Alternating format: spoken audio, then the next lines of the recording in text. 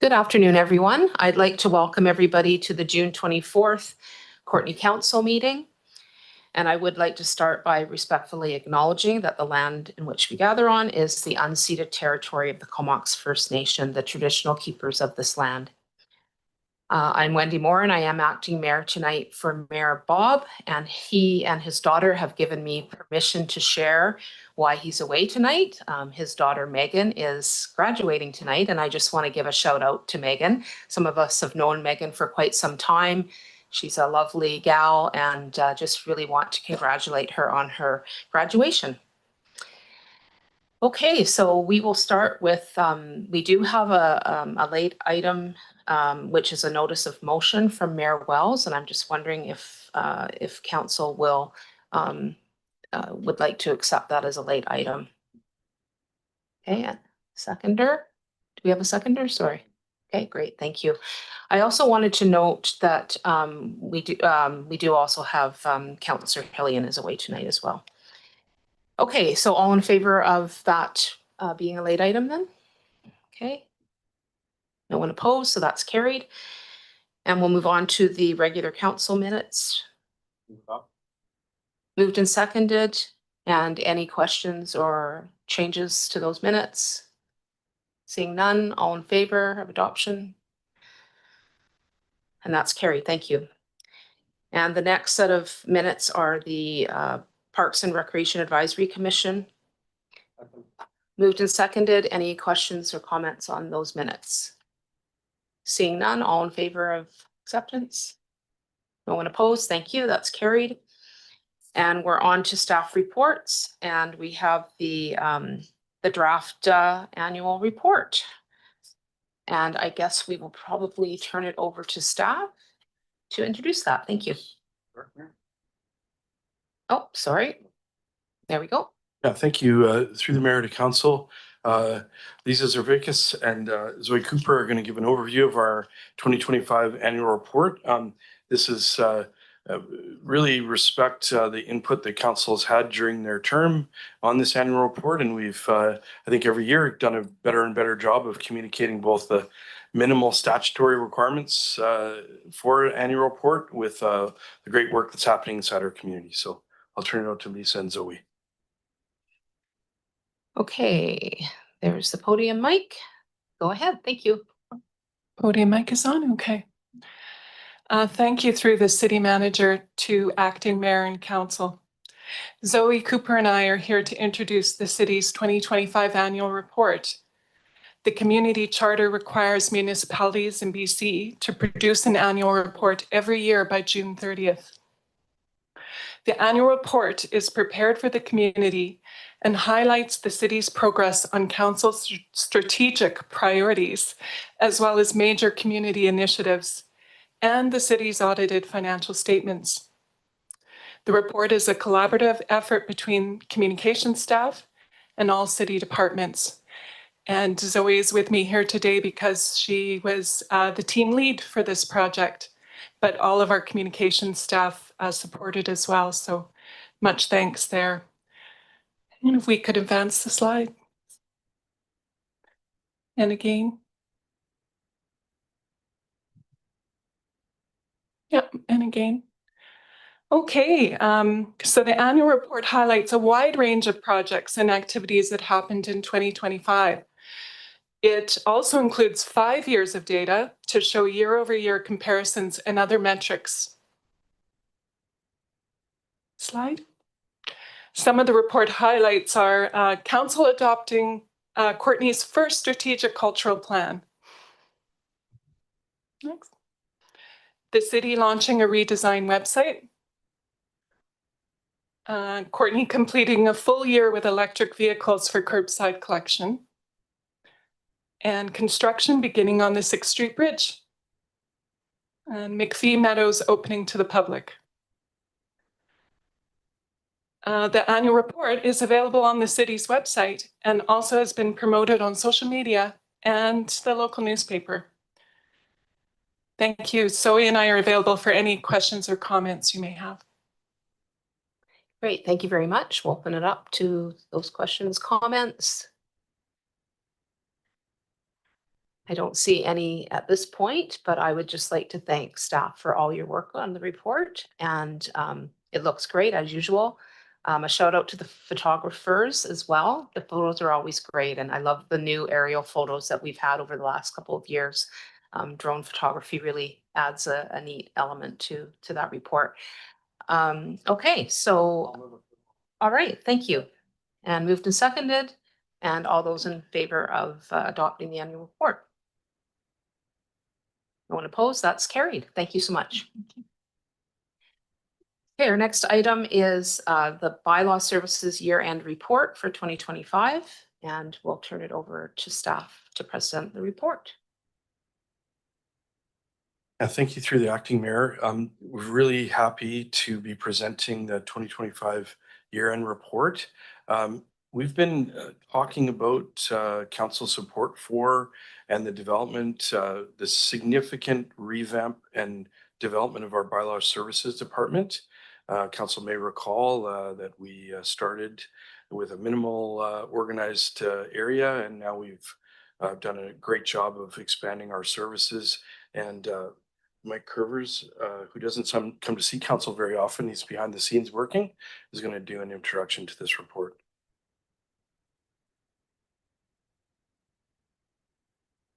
Everyone. I believe the briefing notes already been submitted to everybody, so you've had a chance to review it. I just want to go over a few highlights of what we do and some of the things and progress we've made in the last year or so. So we're still operating from 8 till 5:45 daily. So that covers the weekends as well. So we have availability to the community to answer calls. That's just our service delivery model. So we're available all the time to answer calls for service. The Tempest module, we are fully engaged in that, and that is basically our database reporting. So every call for service we go to, we create a file so we can track that and document what we've done and any conversations we have with our clients. So that is doing really well. Just a kind of a sub note is that we created new subcategories this year because it was too complicated to kind of categorize calls for service, and we've kind of created some of the main ones that you can see on the graph later on, which we'll come to. Just for an example, in our bylaw category, there's 57 subcategories we have to kind of work through. So there's a process where we can do drop-down boxes and then categorize what we actually go to for calls for service. So it's easier for us to kind of weed that out later on if we need to kind of to a report, obviously, and then we can give you numbers of what kind of files we go to. If I go to page 2, the call for service, we did a comparison. Yeah, as you can see, 2025 was quite a bit more. So just from 2024, we did 1,310 calls, and last year we did 1,911. So that's a 600 file count jump over a year. So we are active in going to calls for service, meeting client needs, trying to get to the bottom of what issues the community has. And then the graph shows what our calls for service are. As you can see, but I don't know if you can put the graph up or not, but if you have the report, you can see there the encampments and parking are kind of a block of the calls. Animal control is starting to creep up. And then some of the other ones are, as you can see, are slightly smaller and get our attention. Obviously, everything gets our attention. Just so you know, the Herbaloo, which is the facility we have on 6th and England, it's triggered after it's occupied for 20 minutes. So we attend to those when we're around. And as you can see, there's 102 that we didn't get to because it was after hours or times weren't available. Adjudication is in full swing. That has been implemented and is working really well. We started that last April, and just writing the bylaw offense notices. I can't see if we got it in here or not. But last year we did for 8 months. We collected somewhere around $15,000 in fines, which is pretty good for 8 months of work. See what this year brings, because it's going to be a full year, so we have a bit of statistic to see what we can do. So that process is basically a fine system where they can pay early and they'll get a reduction in the fine.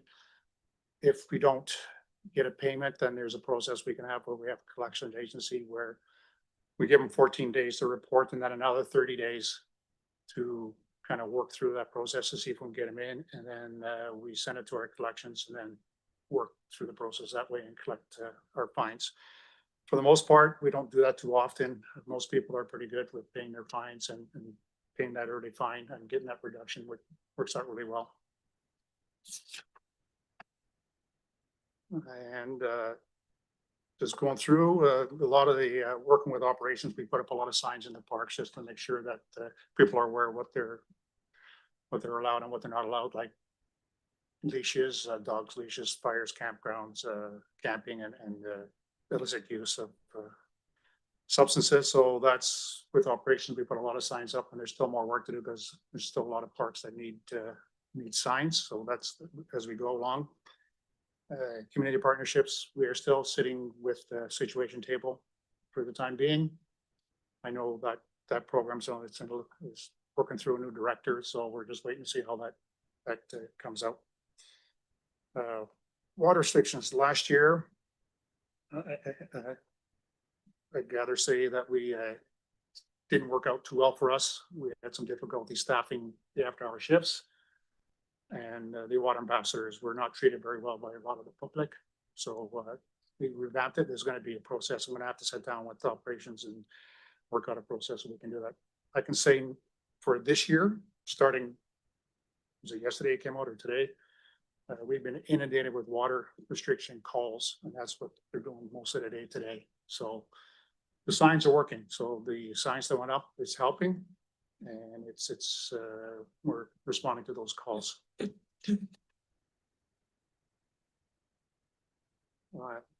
As I said, parking, there was 402 calls, which is 21% for parking, and those are complaint driven parking complaints. We try and do some proactive stuff where we visit the lots and we will put notices on cars, and repeat offenders will get a bylaw offense notice. Encampments, that's still our objective every morning. We go out to the encampments and ensure that they're up and about and they clean up and clear out the park as best they can. So we kind of manage that as best we can. And that's about all I have. I want to open up the questions. Okay, thank you so much. And we have a question with Councillor Jolicoeur. Go ahead. Yeah, thanks, Acting Mayor. Nice to have you chair the meeting, and thanks to staff for this report. Got a few questions, but I wanted mostly just to say thank you for bringing this forward. This is obviously one of the service levels at the city that we've increased significantly over the last few years. So it's kind of really nice to see the resulting impact of that we're able to respond more actively to the bylaw complaints that come forward. I guess my first question was, and you kind of highlighted some of the key areas of difference between 24 to 25, the change, starting on page 2 of the staff report. One of the remarkables, like 825% increase in business license. Can you maybe speak a little bit to that? Yeah, the planning department had a lot of overdue business licenses, and it basically fell on us because it became an enforcement issue. So that's why we got that, and we will try and tackle those as they come along. Making contact with companies and individuals who run businesses and make sure they pay their business license for the year. Yeah, thanks. I think that's really helpful. We're playing catch up. And again, I think that's another value added that we see in increasing service levels with bylaws, that we're able to catch up on those outstanding items. Can I get one more? And then I'll get back I in think line? that should be okay. Yeah. Parks and open spaces regulation. We obviously spent a lot of time talking about this development of this bylaw. I'm actually really interested that it's only about 2% of our overall complaints. And I see that you've separated encampments from that. So I'm wondering, whereas encampments, there's a fair bit of complaint-driven responses. So yeah, I'm wondering if you can kind of tie those two things together, or how they are different in responses. Encampments, obviously, folks are sheltering. Sheltering is encampments, and the parks are like destroying vegetation, drug use, illicit stuff. Usually what is in the Parks and Bylaw regulation, what it says there. I can say that we don't get a lot of calls on that, even with the change in some of the things coming up with that that bylaw. We don't get a lot of calls about e-bikes or e-scooters in the parks. We don't get a lot of anything in those calls. Like, we are in the park so often, we kind of do a little bit of proactive work when we're in there. Yeah. Right, even with Courtenay not having an unleashed park, we educate people by when we come across them, say, hey, you need to have a leash. So that's ongoing all the time, right? Yeah, great, thanks. Okay, Councillor McCollum. Yeah, thanks, Acting Mayor, and thanks for the report. This is really useful information, both for council and I think even to convey to the public. It really paints a picture of how much bylaw has had to adapt in recent years, and also just the span of city issues that bylaw is directly involved in, from animal control to encampments to parking to water restrictions, solid waste regulations. Like, there's a lot now that are being covered by bylaw that even when I started on council, I don't think that there was really any oversight around. So I think it's just really important to see a report on this and really understand what those resources are going toward. And then in thinking about that, also highlighting the water restrictions and the challenges around that last year, and how the ambassador program can work really well for certain things. I think it worked very well when we are transitioning in the way that we collect solid waste, but maybe is received a little bit differently when maybe people already know that they're not following a rule, and they don't want a student to come and tell them something that maybe they already know, is probably how I interpret that. Water restrictions also are maybe along the same lines as some of the solid waste stuff, where the public is particularly interested in it, in that if they're being asked to do something and they're following their rules, that it's particularly egregious when they, are observing people that are not. So given how early we've enacted a bylaw that basically impacts everybody, and there's, I think, many people who would like to water their lawns who will not be, because there is a restriction in place, and how long that may take place this summer. We could have this restriction in place for as many as 3 months, I would say. How well are we resourced to address these kind of complaints? Like, you highlighted that there was quite a few calls on day one. I imagine that might be probably more calls when we first make the change than as people adjust. But I'd just like to hear a little bit on how we can address that, and how we're serviced, and maybe what the impacts of having to focus on that, and where things may shift away from, because we know that, human resources are quite finite. So. Yeah, well, with the water restrictions, we have an intake system, so and it's a priority basis. They come in and we tackle each one as they come in. Water restrictions is it's not a high priority one, but we do go to these and we'll tackle them as we roll through. Like today, we have three bylaw officers tackling these. Thursdays we're flush, so we have a lot of individuals, just the way the schedule works. So we're flush on Thursdays. So we have no less than 3 officers on a day. The weekends we're a little shorter. It's just the way that the schedule works, but we tackle them on a priority basis.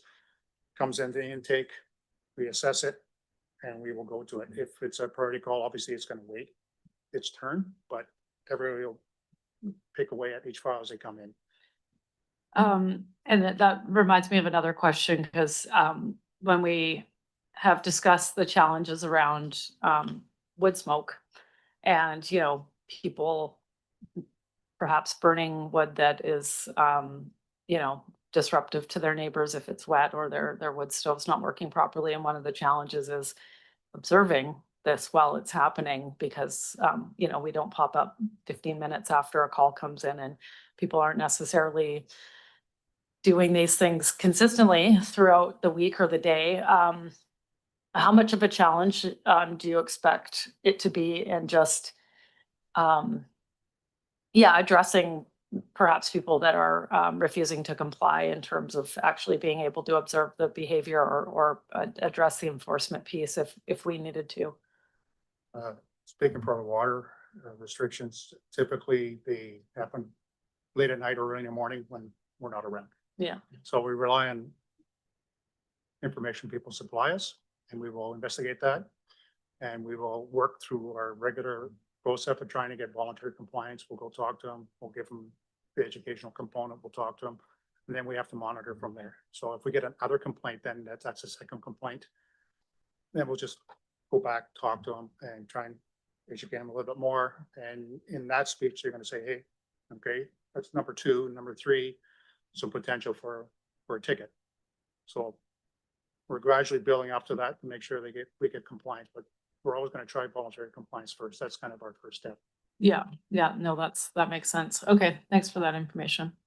Okay, we're going to just go over to Jeff for a moment. Thank you. Through the acting mayor, would let council know that as the water restrictions are rapidly evolving, we'll be coming back with an open council report on the 7th that will walk through this.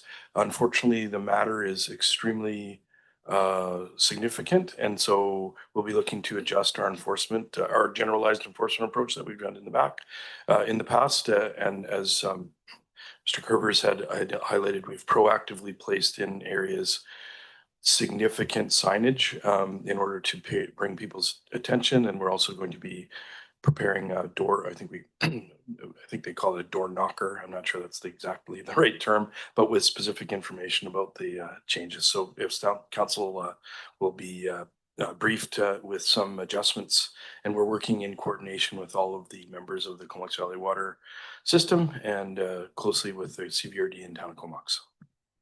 Great, thank you. And so I think that's good to know that we're going to be talking specifically about water restrictions coming up. So we may not spend as much time on that, any more time on that today, but I'll let Councillor Frisch chime in. Thank you. Yeah, thanks, Acting Mayor. I just had a quick question about the Sims Millennium Park gazebo. I heard a rumor that it had sustained some damage during construction with the bridge. Is that fact, or is it in fact in good shape? And the bridge, the new bridge was being built, and Oh, sorry. on about that. Sims Sorry. Millennium Park. One moment, Councillor Frisch, I need to turn the mic on. Oh yeah, sorry. Yeah, or maybe sorry, I didn't maybe a realize better it was question off. for Jeff, but the gazebo at Sims Millennium Park I'd heard had sustained a fair bit of damage. I'm wondering if that was something Bylaw had to deal with. Sorry. Okay. The pavilion, yeah. Can't seem to find. Thank you That through that the. happens. I think Jeff wants to take it though. Sorry, Your mic's we're on. just having some mic We issues. just have just to make sure that those viewing online through the acting mayor. So the pavilion itself, while the bridge was under construction, the park was closed. There were some activities that were happening in there.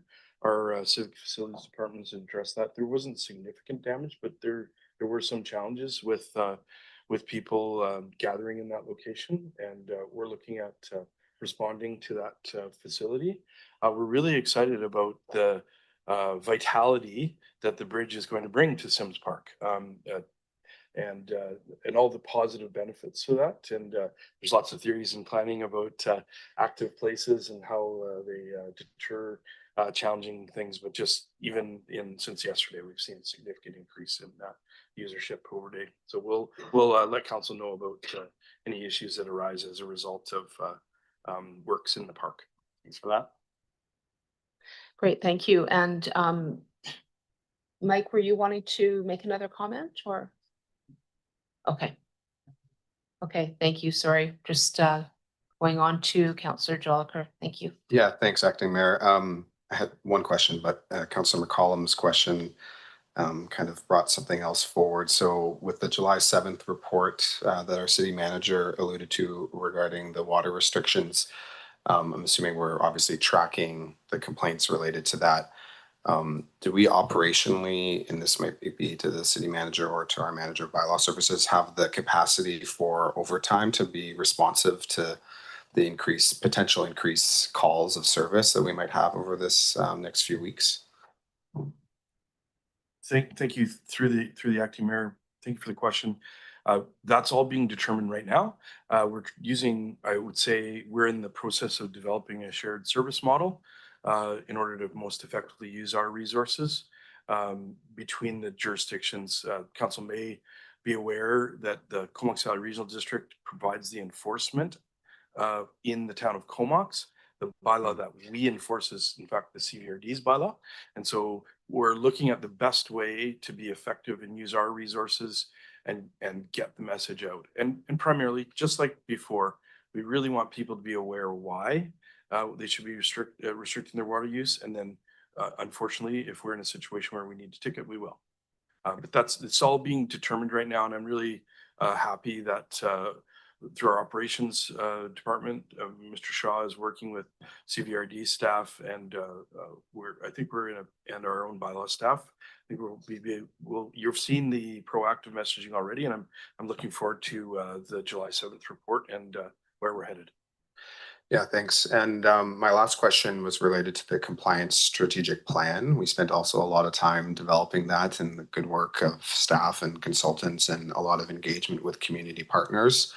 And I did want to just bring that to our attention because there was a lot in there. And I believe that this report is reporting out on the second year of that plan. And particularly just given the amount of complaints specifically around encampments and the extensive collaboration, and you alluded to it in your opening remarks around the partnerships we have with the Situation Table and others. I'm wondering if you can kind of maybe give some broader highlights around how partnership is going and how you see partnerships specifically around the complaints around encampments going forward. And I ask that because we know that the province is obviously making cuts to a lot of programs right now, and a lot of the partners, my understanding, were provincially funded. And so just trying to understand what that impact might be on your officers.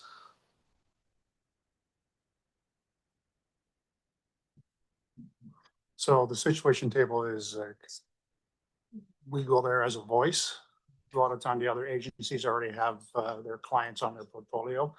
So, and we are kind of the eyes of the road. So we will help them if they need to locate somebody. We can give them locations and get them in touch and work that way. Or we have a comment about whatever is on the table, we can put our input in that way. A lot of the other groups and clients that we go through are, they're in that process. So we basically act and assist those agencies trying to help out the best way we can in whatever capacity we can. So we do have a good relationship with Connect staff and some of the other agencies like iHost and ABI. So if we need assistance or they need assistance, we're a phone call away and we can help each other out the best we can. A lot of times when we run into individuals that are in crises, we either call iHost or we call ABI, we call Connect to see if they could get those services there to get them up and going and help them out. Great, thank you so much. Great, thank you. I just have a couple questions and comments. One thing I wanted to note is that the percentage increases are notable in some cases, but sometimes, as in derelict vehicles, 300% is one additional vehicle for the year. So I think it's important to note that even though it may be a high percentage increase, it's not necessarily a high number. I did want to bring up also the piece around, I know we're going to get into water restrictions at a future meeting, but just your point about prioritizing, if you have a lot of water restriction calls, but you have an animal control problem in a park that potentially a dangerous animal or something, then that's going to probably take priority. So I think that's another issue. And then I guess my question is around the Herbaloo, and it sounds like after 20 minutes, there's generally a response, but it's mostly those after hours calls that, so that would be a time when the Herbaloo maybe would be closed for significant amount of time? Yeah, those are discussions we have to have if they're gonna shut down that facility at a certain time. So we get the alarm after 20 minutes, and 99% of the time it's someone's in there. One of our unhoused individuals that we're familiar with is in there, Mhm. and they just need some help getting motivated, getting going again. And again, that's when we call one of our agencies to help out and get this person on the way and get him some help. I guess my point is that during sort of regular office hours, you know, those are being responded to, so it's more of an issue later at night when Yeah. maybe the response time is not there. Yes. Okay, that's great. So this is just a briefing note and report to receive. So anyone opposed to receipt of that? Seeing none, that's carried, and we'll go on to development services, and we have a new staff person, and we're going to turn it over to our city manager to introduce and provide any other information. Thank you through the mayor to council. We have our new director of development services, Jake Balababa, has joined us. And then I think we met Jake in another session with council at the committee of the whole. The staff report in front of you is to appoint Mr. Balababa as the approving officer and rescind the appointment of our previous director of development services as approving officer. For council's reference, I'll remain as the deputy approving officer and from a continuation and business continuity, continue to provide some support in the subdivision section. Jake has a very strong history and resume in the approving officer area and will be leading as part of the development services department. In the staff report, we do note that Jake will be doing we'll be looking at and we are in the process of recruiting for staff in both development approvals and subdivision area, and he'll determine the future. So council may or may not be having some future discussions about the approving officer. But with that, I'm available for questions if council has any. Okay, thank you so much. Any questions or comments? Okay, that's moved and seconded, and all in favor? Don't see anyone opposed. That's carried, and we'll move on to the development variance permit number 2602. This is for 877 Cliff Avenue, and we will turn it over to staff. I need a mic on. We'll just wait for the red light. There you go. Thank you so much, Mayor and Council. Whoa. Okay, so this is an application for 877 Cliff Avenue.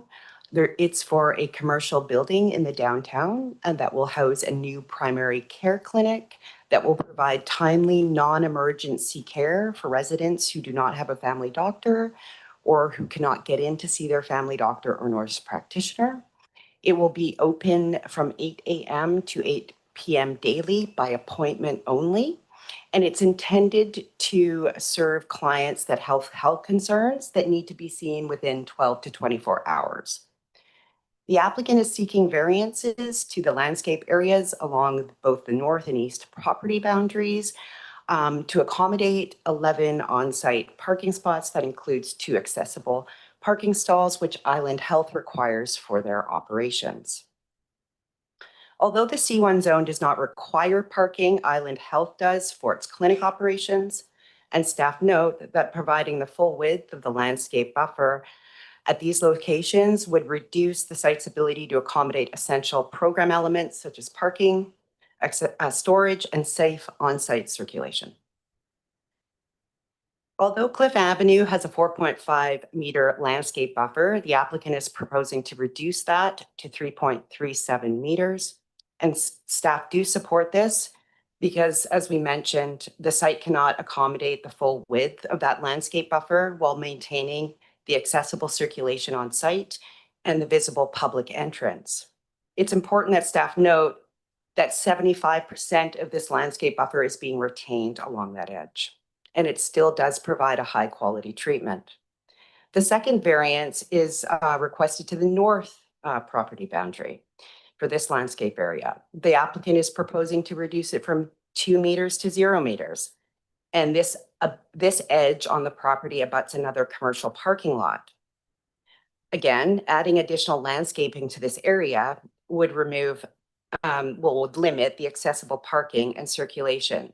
So the applicant is proposing a 2-meter decorative fence along that edge to provide visual screening. The property is zone C1. It's designated commercial in the official community plan. It is also subject to a DPA 1 form and character development permit. The clinic will offer a broad range of primary services, including assessment and treatment for common illnesses, such as colds, coughs, fevers, minor injuries, sprains, abrasions, stitches, suture removal, abscess care. We'll also provide stabilization for hospital transport and some reproductive and sexual health services, such as pregnancy testing, STI testing, and treatment and aftercare. Low acuity mental health support services will be available, and this includes things for low mood, anxiety, and depression.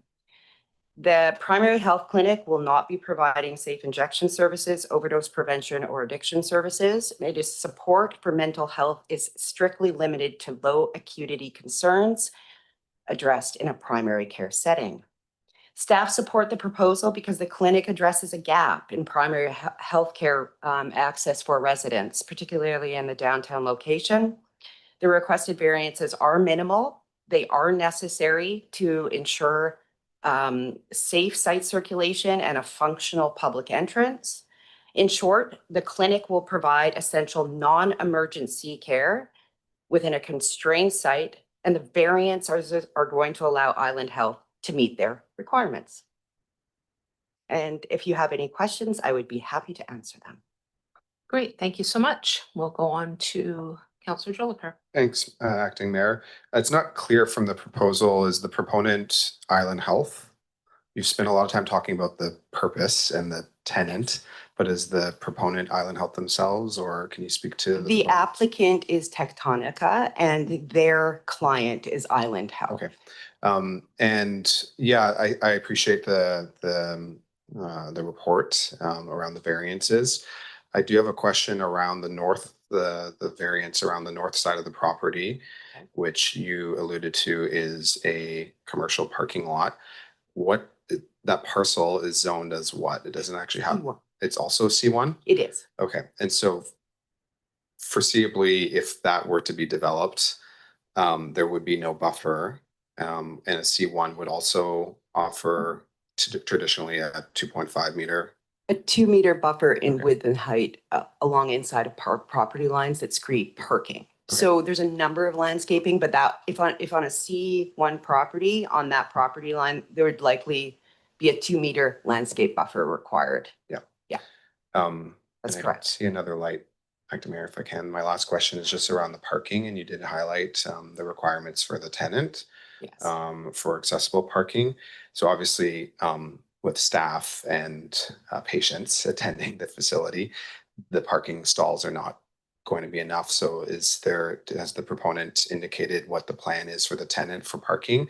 And I ask that because there's limited street parking on 8th there. And of course, there's no parking on Cliff. So I'm wondering if there's any further details on that.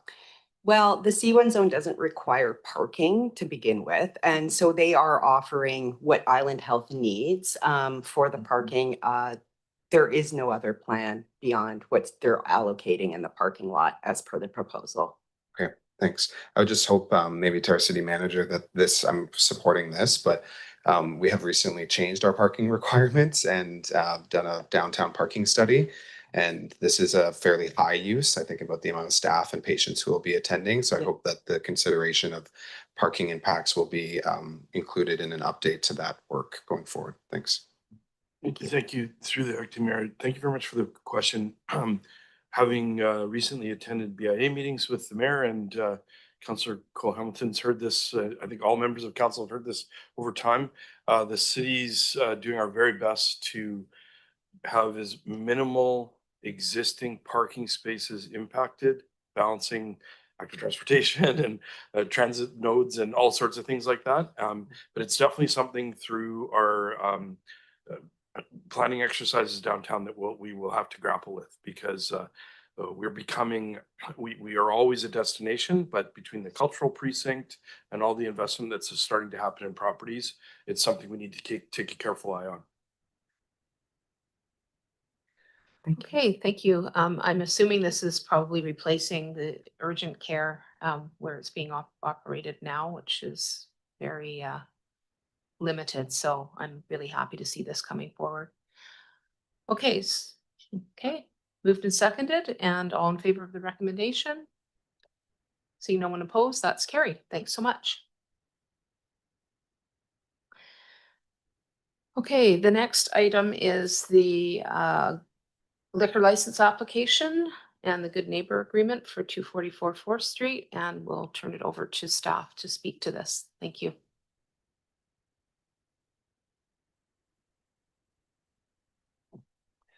Thank you very much, Madam Acting Mayor and Council.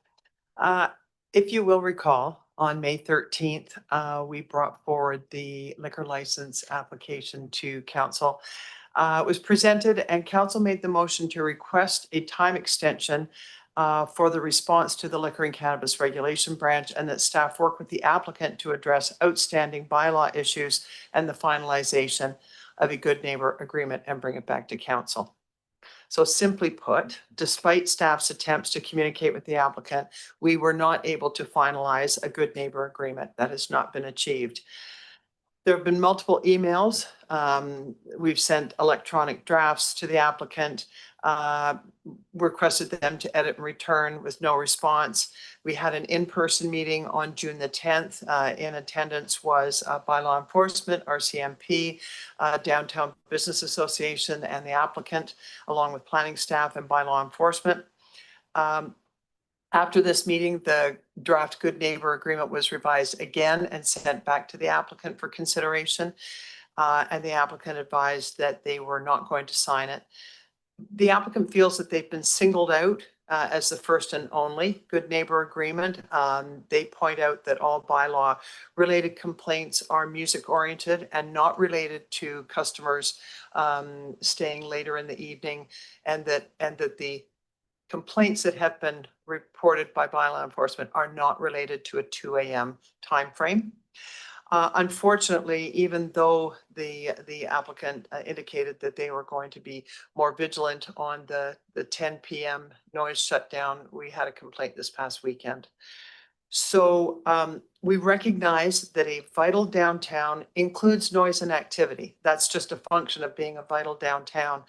And the future addition of more residential and more active businesses will exacerbate this problem and complaints. And as we indicated back in May, that the nature of Gladstone is that 2/3 of the seating is outside, as is the live music, because the indoor portions are very small. So the applicant has sent an email, which you all received Tuesday, I believe.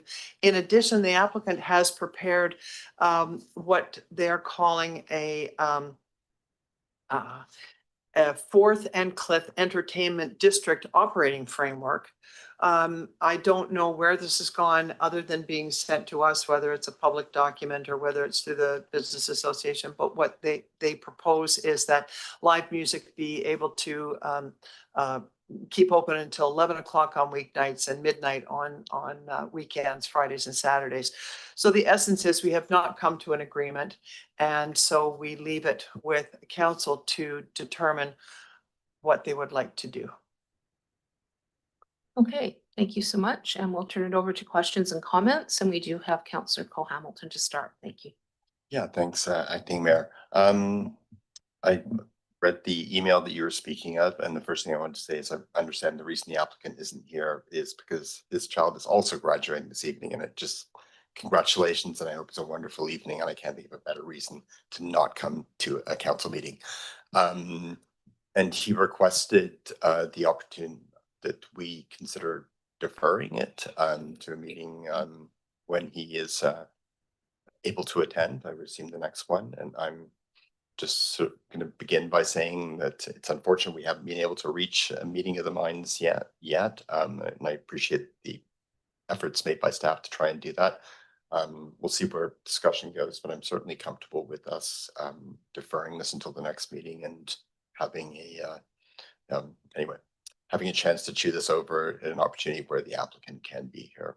And so it's just a statement to start things off, but not moving anything. Okay, thank you. And Councillor Frisch. Yeah, thanks, Acting Mayor. I just had a question about deferring it as well. Would there be, I know staff wrote that the liquor board was looking for input in the next week or two, but would there be any harm in pushing this off and asking for an extension so that we can come to, a decision on our behalf, on our side? Through the chair, the council would have to request another extension because we did request an extension after the last meeting, and we have an extension to July 3rd. Council could ask for another extension. And we would hope that there would be some change in thinking on the applicant's part. Thanks for that. Yeah, I guess my intention was to have the applicant come and then address council directly. So I see there's still a light on, so I'll hold on. Thanks. Okay, Councillor McCollum.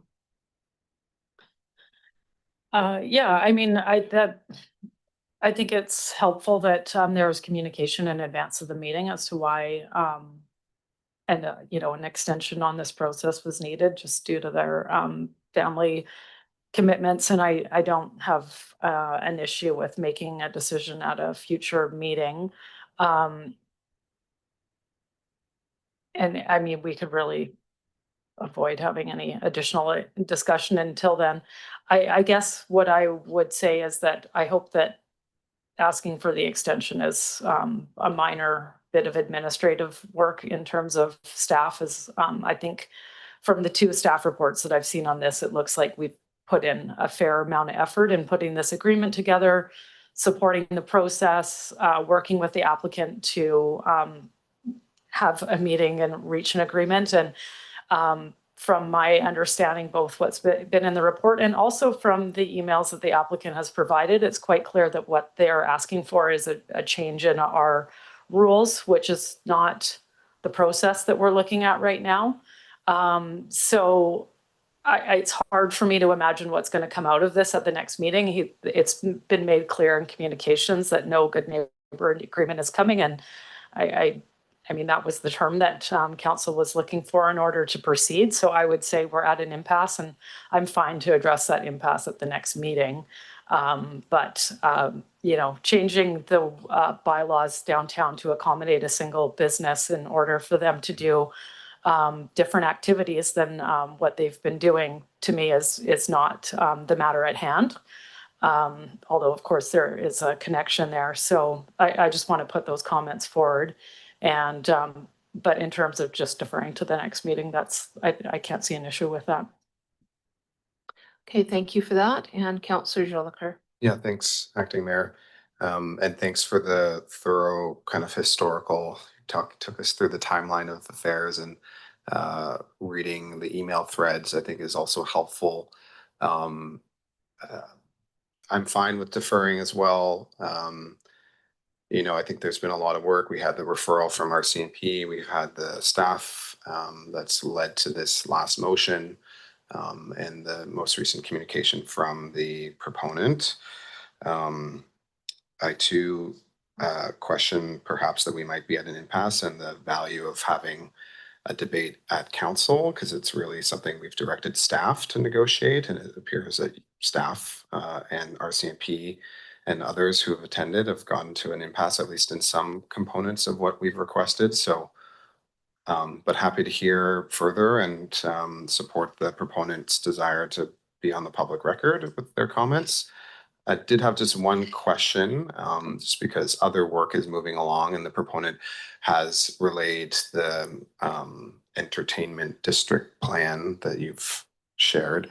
And I'm just wondering if staff can speak to whether or not that was engaged with in any way through our DVLAP process, where I would see that fitting more appropriately rather than being attached to a liquor license application. I don't have a formed opinion on it yet, but I would judge that that would be the appropriate avenue for something like that to be considered. So I'm wondering if staff, who I see that the staff leading that work are here, so maybe they can speak to that. Thanks. Nancy can speak to this through the downtown vitalization local layer plan. Thank you for the question through the acting mayor. Yeah, indeed, this, all the mix of uses, all the intensification of development we envision in the downtown, staff are aware of needing to look at policies to reduce those types of conflicts, including noise. So you'll happen to see that other item on the agenda later on in which we talk about deferral of the timeline of the downtown plan. And I guess just to say that these are items among the many to still be investigated further. Okay, thank you for that. And Councillor Frisch. Yeah, thanks, Acting Mayor. So I'd like to move that we defer this item to the next meeting and that staff apply for an extension on our feedback to the liquor board. Okay, that's moved and seconded. Any comments or questions on that? Councillor Joker. Yeah, thanks, Mayor. Just a question. What happens if the liquor board says no? Or do we have any precedent that we might know of that they would say no to our second request for an extension? Through the acting mayor, we did reach out to the liquor branch and they did confirm that they can give us an extension. So we know that it is possible to get one. We just need the direction from council. Okay, thanks for that. You have all the answers to the questions anticipated. All right, all in favor of deferring this? Anyone opposed? Seeing none, that's carried. Thank you. Okay, the next item is the Financial Information Act 2025 Statement of Financial Information. And are we having staff comment on this at all? Thank you, through acting mayor. Adam Langemeyer has a few short words prepared for the Sophie. Primarily will respond to council's questions. Okay, thank you. Go ahead, Adam. Nice to be here once again. Before you is the annual approval of the Statement of Financial Information. It's for statutory requirement. The document for the majority repeats the audited financial statements and then breaks down detailed information on compensation and contractor payments. And with that, I'm open to questions. Okay, do we have any questions or comments on the report? Okay, it's moved. Anyone seconding that? Moved and seconded, and I don't see any other lights on. All in favor of the recommendation? No one opposed? That's carried. Thank you. Okay, the next item is the RCMP Municipal Policing Contract Approval in Principle. And we'll turn it over to staff. Thank you. Thank you. Through the acting mayor to council. So we have a bit of a tag team here. So Adam Langemeyer is going to provide an overview of the report. Inspector Mercer is here, and I don't know if Inspector Mercer wants to come to the table or go to the podium. This is our annual consideration of approval in principle. And the staff report provides an overview, I believe, as I'm talking as the inspector approaches the podium. Adam, thank you. If you can please introduce. Nice to be here once again. So again, we have an annual requirement for council to do an approval in principle for the 2027-2028 RCMP contract year. The Comox Valley Detachment serves or has a member strength of 64 people, covering the province's portion, Courtenay and Comox. The approval in principle is required to assist the federal government in securing the 10% portion for the city of Courtenay's RCMP contribution. There's a change this year. Courtenay's authorized strength has been 31.4. However, since 2019, we've had consistent gaps in the strength. Our average on the ground force strength over those 5 years is 26.17 FTE. Staff is recommending increasing the authorized force strength by an additional 2 FTE, bringing it up to 33.4.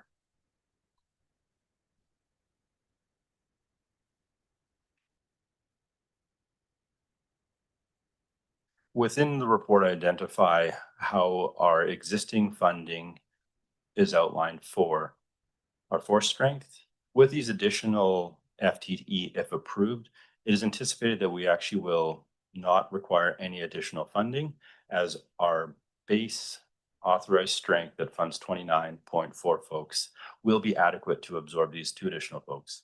If you look at the past history of the actual force strength on the ground, we have not come close to exceeding the 29.4 threshold.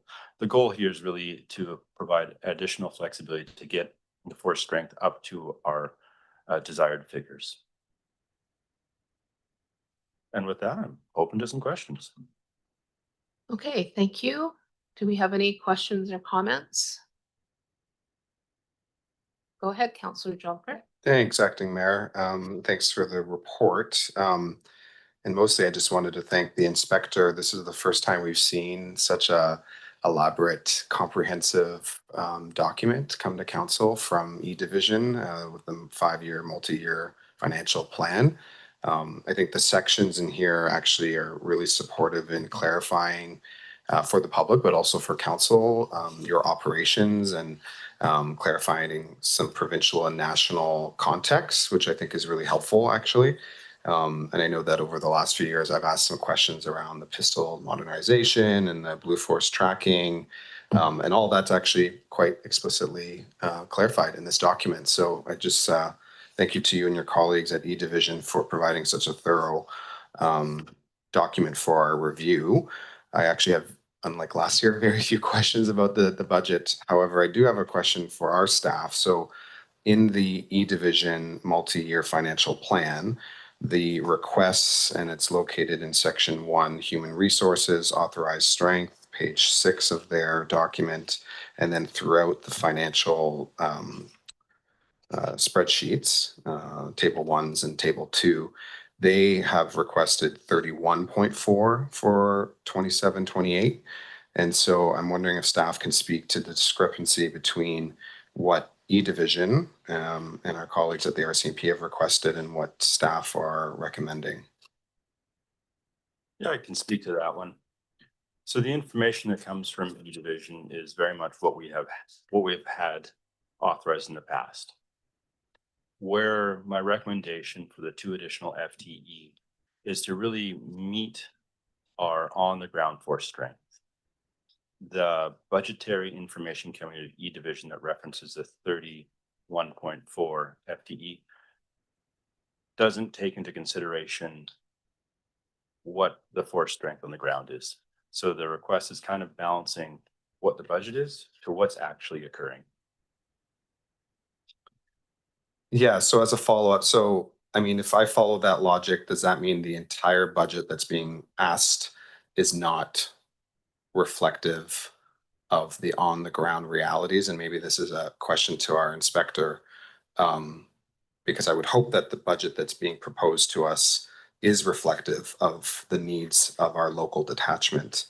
And so I'm not sure, Inspector, if you have any thoughts on that, because I'm not really quite understanding how that could be, why so much work can be done by E-Division, where it clearly articulates 31.4, which is our current authorized strength, and yet we're being asked to consider an increase that seems out of line with your colleagues at E-Division. So Yeah, I would say in terms of operating costs on the ground, they're reflected by the return surplus that you get every year.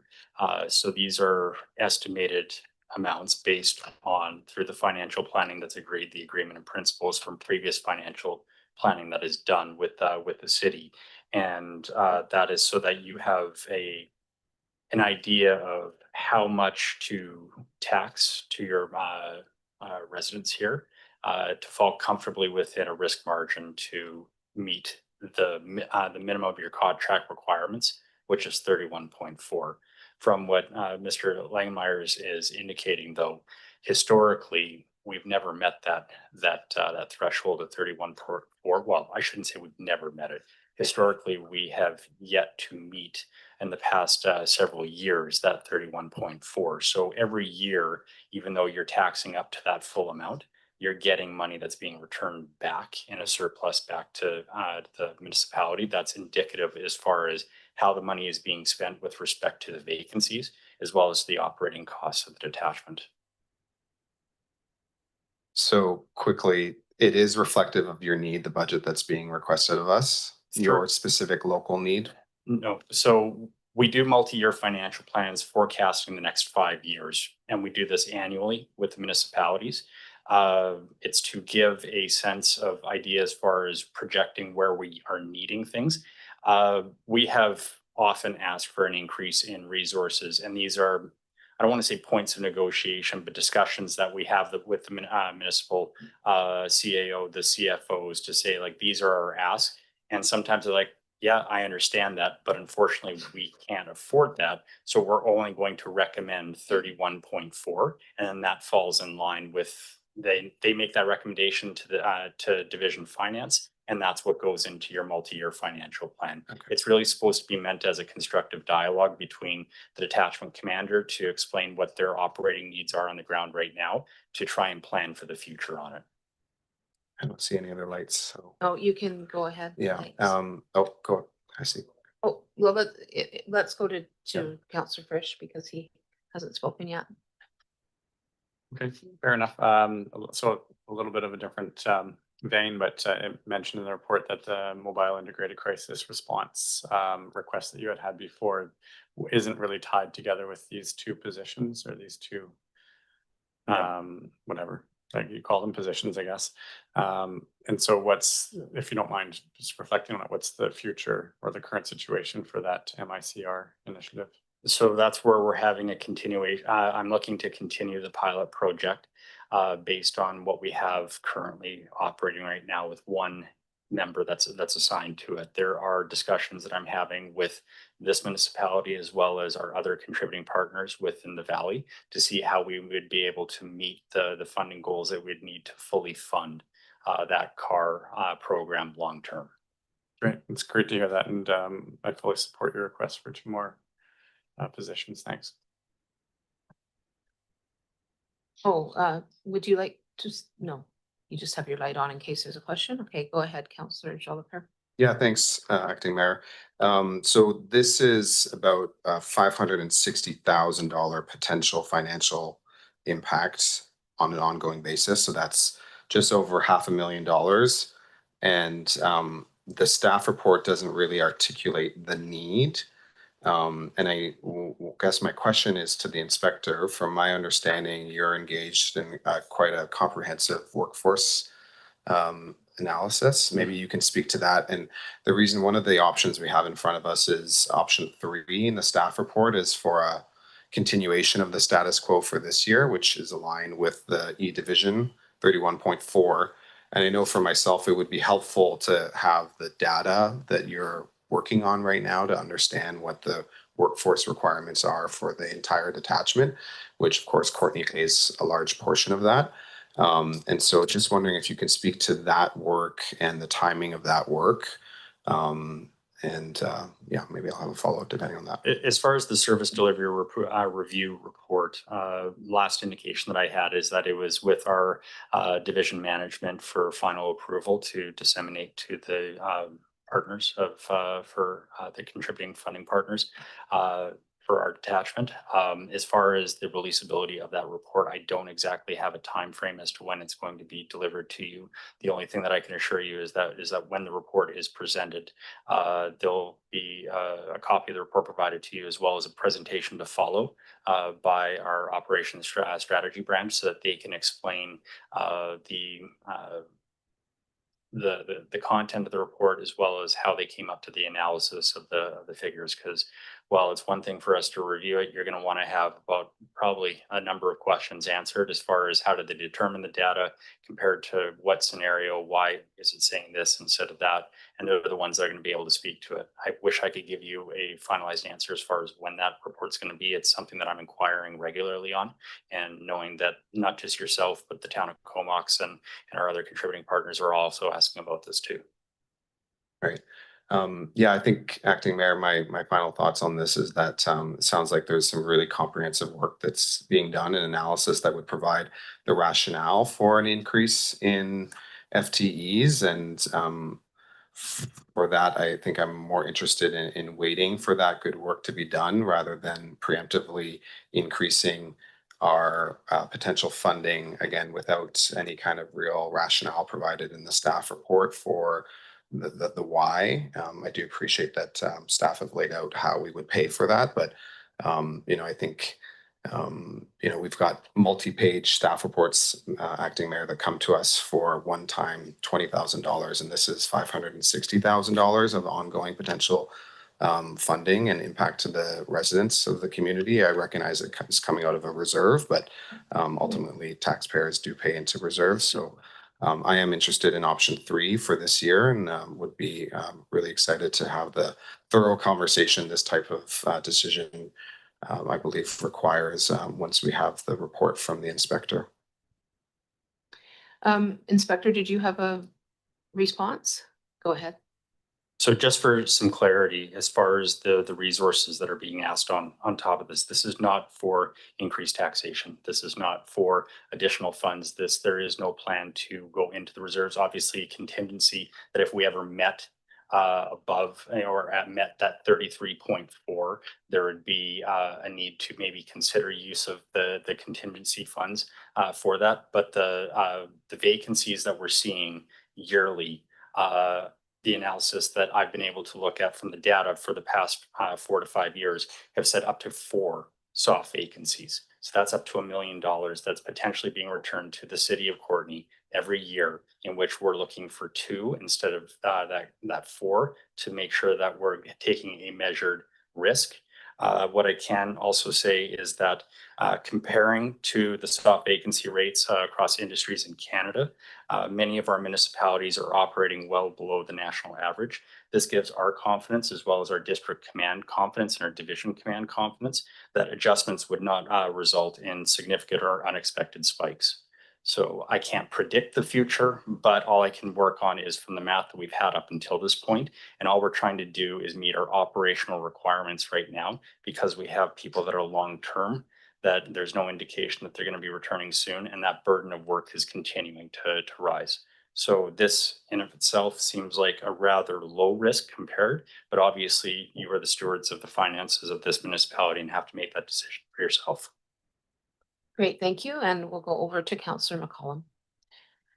Yeah, thanks, Acting Mayor, and thanks for the report. Yeah, I had a slightly different takeaway in reading it. I thought that the why was fairly well clarified, and that we are budgeting for a certain number of active RCMP officers, and that amount that we are funding in order to support the needs of policing in the community is not being filled. And correct me if I'm wrong, but my interpretation of this recommendation is that we're adjusting the maximum upwards in order to be able to utilize the funds that we are currently taxing to fill with active members. So we've seen repeatedly, I'm not sure how far back, but very consistently, that we're not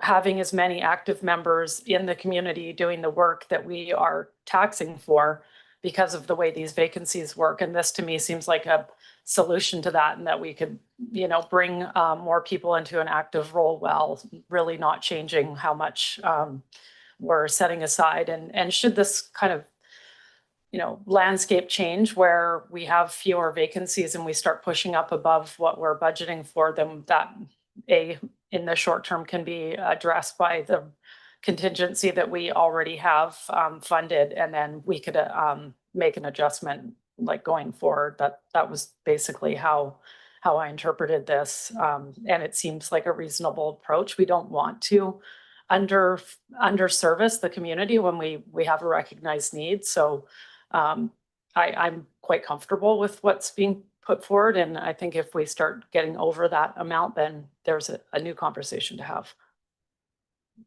Thank you. And Councillor Cole-Hamilton. Yeah, thanks very much. I was also going to speak in favor of it. I think it's an elegantly simple solution. If you're only getting 90% of what you want, then you ask for 110, you get 90% of it, and suddenly you're back to. It's just a way of ensuring that the shortfall that we seem to find ourselves in every year doesn't occur.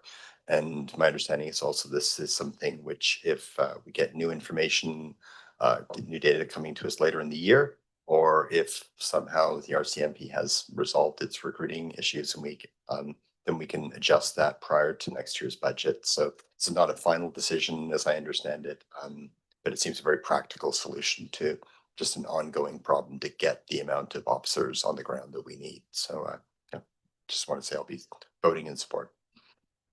Okay, at this point, we're still in discussion and we'll go to Councillor Frisch. No, sorry, I don't have any more to discuss. Okay, Councillor Jolicoeur. Yeah, thanks. So question to our staff, if we do get into a position where we are dipping into the reserve, and magically the inspector is very successful with recruitment and we get all the butts in the seats that we've approved, how would we, what's the mechanism for us to have that conversation to be able to ensure that we continue to have, I think it's 10, the reserve policy is 10 officers worth of funding in the reserve. So what would that look like?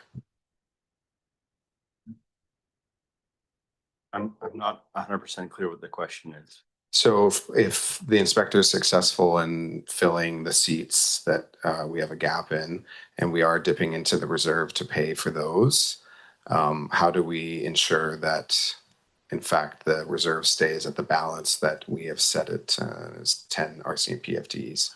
I see, understand that. So the first step I would recommend to council in that case is adjust your approved force strength. Adjust it down, and then look at what the actual draw on the reserve was for the period of time. To refill that reserve, typically we have relied on the surplus produced from the RCMP budget. Alternatively, we could, council could use taxation money to refill the reserve.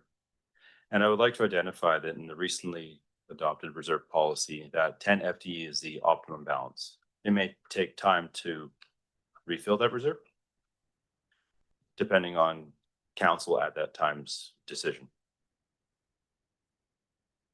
And what was the, if I can have a follow-up, Okay. Acting Mayor, what was the rationale? I don't know if I was on council when that 10 was established. Is that operationally, is there an operational reason why 10 was the number? Is it just a random number? That is a really good question. Prior, the reserve had a fixed dollar value as the target. And as the cost rose since that reserve was brought into place, the figure wasn't adequate anymore. So by using a number that is tied to the FTE strength, which is representative or a representation of what the costs may be required for that reserve, it's a way to always have your reserve target grow with your costs that is trying to fund. Actuals versus random numbers. Yep. Helpful. Thanks. Acting Mayor, I'll move the recommendation. Okay, and seconded, and any other? Oh, sorry, go ahead, Councillor Frisch. Yeah, and from my recollection, the number for the reserve was actually more related to sudden investigations around, you know, something terrible happening and costing a lot of money. Does that sound familiar to you? You weren't here at the time, but doesn't make any sense to you. But anyways, that was my recollection, that it could cost like $1 million to do an investigation on a serious crime in our community, and that's happened in other communities. And I also just wanted to put a plug in, which I did last time you were in council, but the idea that the Valley works together on policing, we obviously provide it together, but that we pay for it on a per capita basis would make a lot more sense to me. And if I'd like to promote that idea amongst the other communities and elected officials, so I want to share that with you. Thanks. Yes. Okay, and it sounds like Councillor Frisch's assumption on that was correct, because our city manager turned off the light. So I think we're at the point of voting on this. So all in favor of the recommendation? Seeing no one opposed, that's carried. Thank you so much. Thank you. Okay, we are on to operational services, and the first item is the draft solid waste management plan referral response. And we will turn it over to staff to present this. Thank you, Acting Mayor. Through yourself to council, let's buy Chris a little bit of time for the presentation to come up, and I'll do a quick intro. Just really in short, staff support the overall direction of the plan that's provided by the service. The focus on waste reduction, diversion, organic recovery, construction and demolition waste, and improved outcomes in multi-residential and commercial sectors, all align with provincial objectives and with the city's service direction. The key issue for us really as staff when we read through the report is clarity. As drafted, some actions may create expectations for municipalities without clearly defining responsibility, authority, timing, and financial or administrative impacts. That matters because the remaining diversion challenges are not fully within the city's control, including private hauling, commercial waste, multi-residential buildings, and construction and demolition materials. Staff are asking that the final plan more clearly identify where regional tools should lead those discussions, including source separation requirements at the landfill face, licensing, disposal restrictions, and consistent design guidelines when it comes to multifamily sites with respect to diversion. This response supports the plan's objectives while asking that the implementation be practical, accountable, and clear before expectations are placed on municipalities. With that, I'll defer to Mr. Thompson to provide a brief presentation. Okay. Thank you. Go ahead. Thank you, Acting Mayor. I'm here today just to speak about the Solid Waste Management Plan, which represents a significant amount of work at the regional level with municipal partners. You'll remember on April the 29th this year, staff from the CSWM presented the draft Solid Waste Management Plan to Council for endorsement.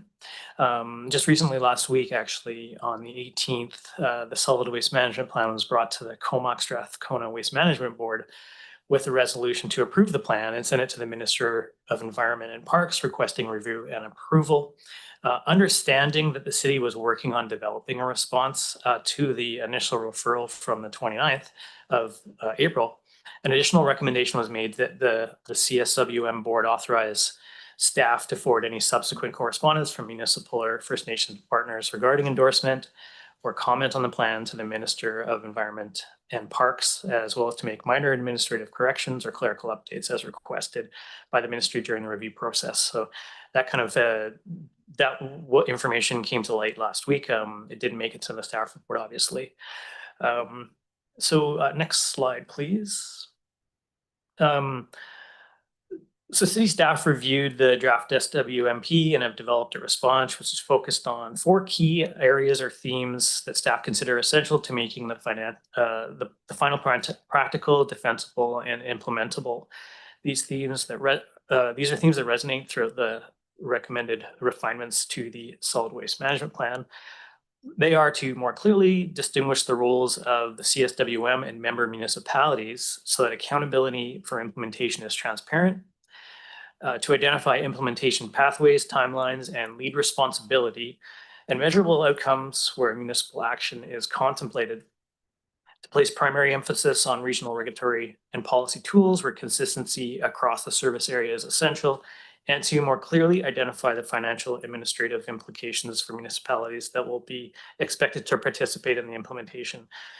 So these recommendations are grounded in established planning practice. The Environmental Management Act framework places the plan making and regional waste management function with the regional district rather than municipalities. In staff's view, the final plan will be stronger if it reflects the distinction more explicitly and avoids creating ambiguity between the CSWN's regional policy and service delivery functions and municipal implementation capacity. Next slide, please.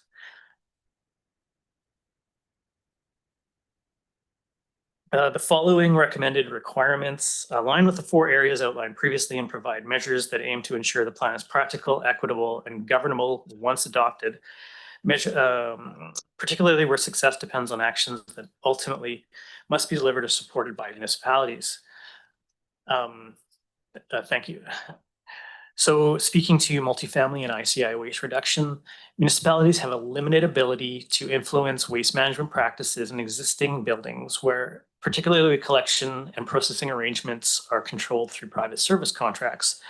So staff recommend that the plan clearly identify the lead agency for the implementation of these tools, define anticipated timelines, and establish measurable performance outcomes so that municipalities are not left to infer responsibility from broad policy statements. We also speak to design guidelines for new development. The draft SWMP proposes requirements for adequate waste management infrastructure and new developments, which is great, where the objective is to achieve consistent waste servicing standards across a shared service area. Regional guidance is necessary, so from municipality to municipality. Staff support regionally consistent design expectations, model specifications, and implementation guidance that municipalities can then apply through their respective approval processes. In existing multifamily buildings, with 1/3 of the region's homes in existing multifamily dwellings that lack adequate infrastructure to support diversion, staff support the plan's focus on education, outreach, improved data collection, and the exploration of region-wide regulatory approaches for existing buildings. Staff support identifying baseline conditions, sequencing the proposed interventions, assigning lead responsibility, and establishing interim targets and reporting measures that can be monitored over the life of the plan. Construction, renovation, and demolition waste. Proposed measures such as pre-demolition assessments, material separation, and incentives for deconstruction are supported in principle. If expectations differ materially between municipalities, disposal behavior and project activity may simply shift to the least restrictive jurisdiction. So staff recommend that the plan clearly identify regional policy and regulatory tools that will be used to address construction, renovation, and demolition waste, as well as the municipal role, if any, in supporting implementation through local approvals. On the organic side, organics represent a significant portion of the residual waste stream that could be diverted. The plan supports expansion of organics diversion, and staff recommend that the final SWMP more directly address the role of diversion or disposal restrictions for organics where diversion infrastructure exists or is being established. And finally, on the subject of recycling and diversion depot, the draft SWMP implies a convenience level standard to guide the siting of recycling and diversion depots with a focus on geographic access. Staff recommend that future depot planning be supported by clear service level analysis and valuation criteria so that investment decisions can be defended not only based on access, but also on expected diversion impact, utilization, and value for money across the service area. So next slide, please. So the recommendation is the council endorse the City of Courtenay's referral response in the letter dated June 24th, 2026 to Comox Strathcona Waste Management to support refinements in the solid waste management plan renewal. Thank you. Okay, thank you so much. And we will turn it over to questions and comments, starting with Councillor Jolicoeur. Yeah, thanks, Acting Mayor, and thanks for the work that's gone in, obviously, and then understanding how the draft plan might impact both the corporation of the city, but also the residents. Really appreciate the thoughtfulness that's gone into it. I do have some questions. I can get back in line, but I'll just start because the first one, which is alluded to in the draft plan, is ICI, and being that most of the larger institutions are within the City of Courtenay boundary, there's very little recommendation in the staff report. And so does that mean that we are just, there is no comment generally, other than it's hard to support those groups to divert, or would we agree with what's in the draft plan for ICI specifically? Given that, again, most of those are in the city boundaries, and I imagine, I'm not on solid waste, so I don't know how much the waste actually comes from those, if we even know, but was kind of curious because there isn't anything in the staff report that speaks specifically to any recommendations to address the ICI groups. Yeah, that's a great question. It's important to remember the CSWN, it includes Camel River, Courtenay, and Comox as well. So it's quite a large service area that does have a lot of ICI buildings in municipalities. So I think the goal of our comments as staff is to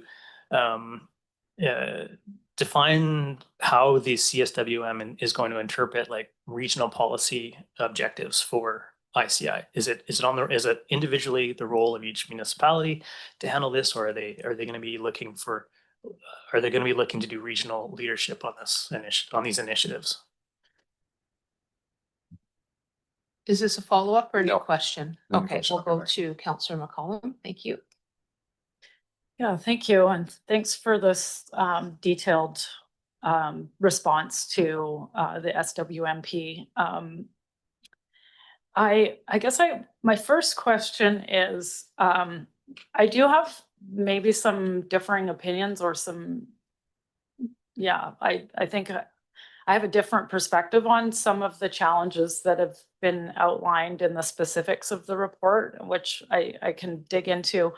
But in reading the actual letter that we're approving, it's very general, and I actually think it's completely acceptable the way it's written. And I guess just from a process perspective, are you providing the background material so council better understands what is written in the letter that's that we're seeking to endorse, or are we providing the letter in addition to, this kind of deeper detail that's being highlighted here in the presentation?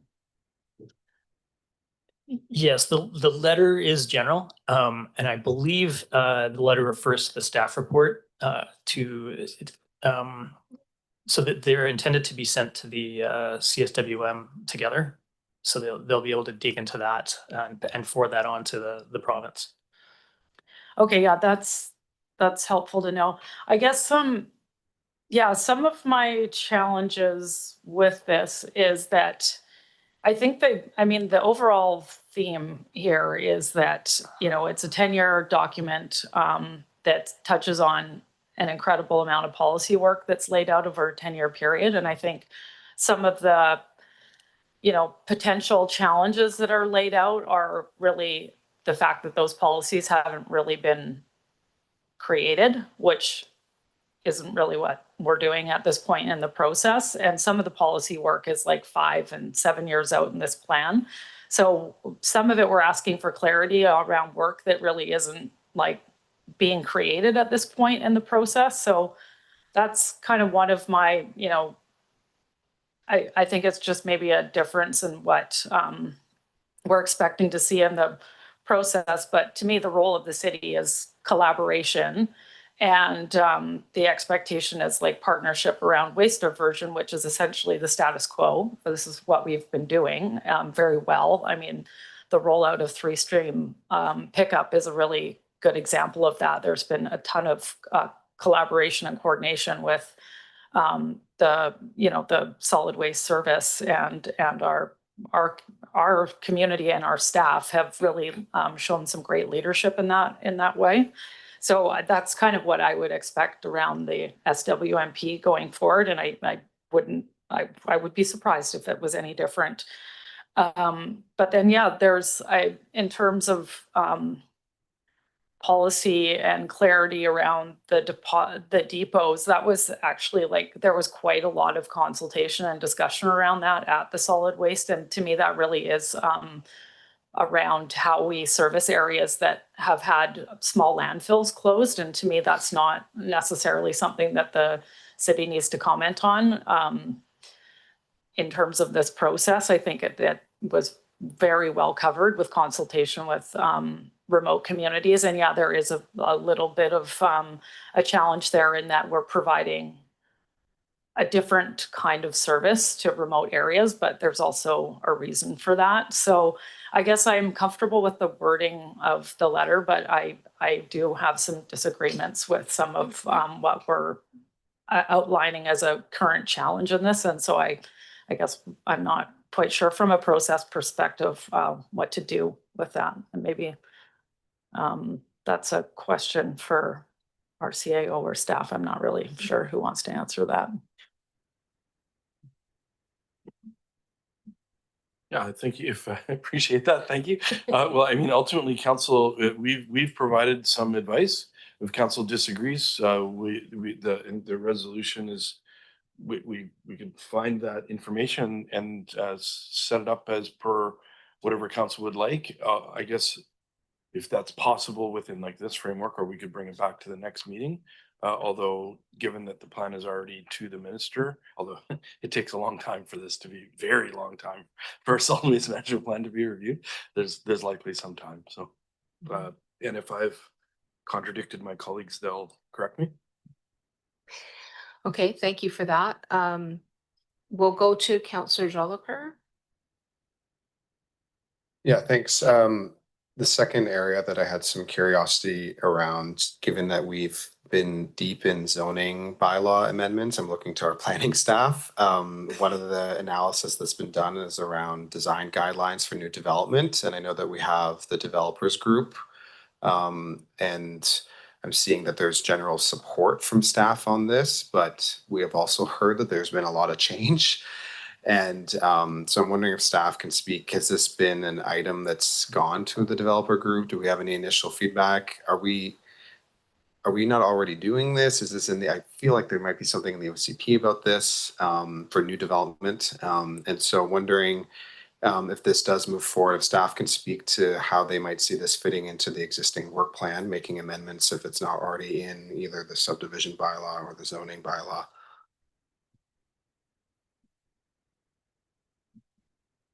Oh, you must have the wrong.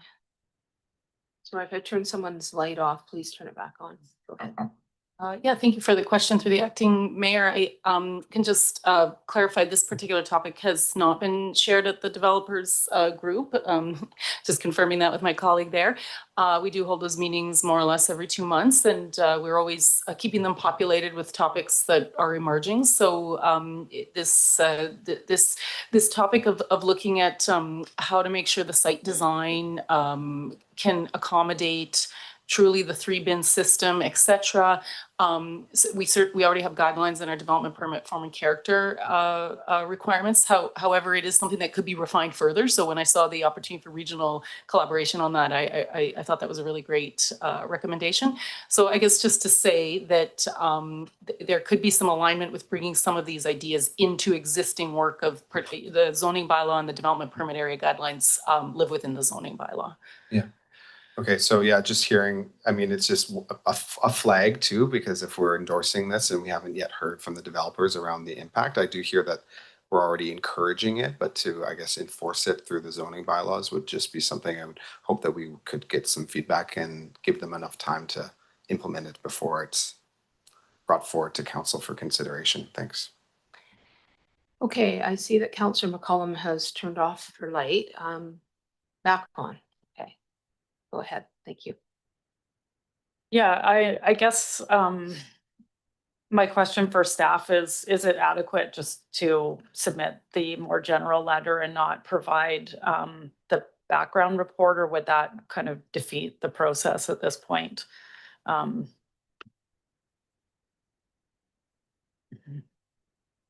Go ahead. Kyle? Thank you through the acting mayor to Councilor McCollum.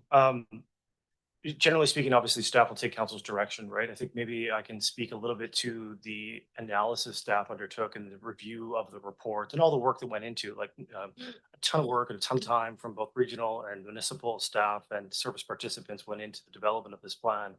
And fundamentally, it's a great plan. There's a lot of good work that's gone into it. There's a lot of good strategy that's gone into it.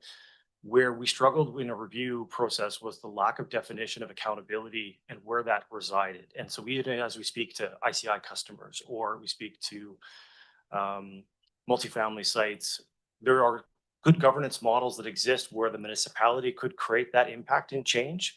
But when we're doing it in isolation through expectation under the plan, when we get into a challenge is when we have those developer discussions about what that site looks like when it differs between jurisdictions.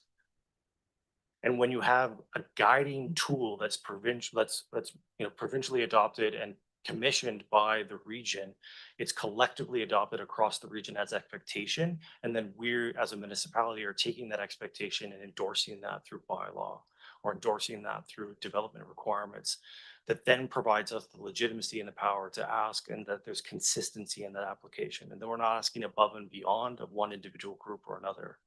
And that's inclusive of ICI. And the big thing for us, the city is doing a wonderful job on a residential diversion, 3-stream diversion, and that's not universally expected at the face of the landfill currently, whereas ICI or commercial groups aren't expected to pull out organic materials, and that is not considered necessarily a contamination at the face. But if the municipality went with residential collection and had organics in the solid waste stream, it would be a contamination.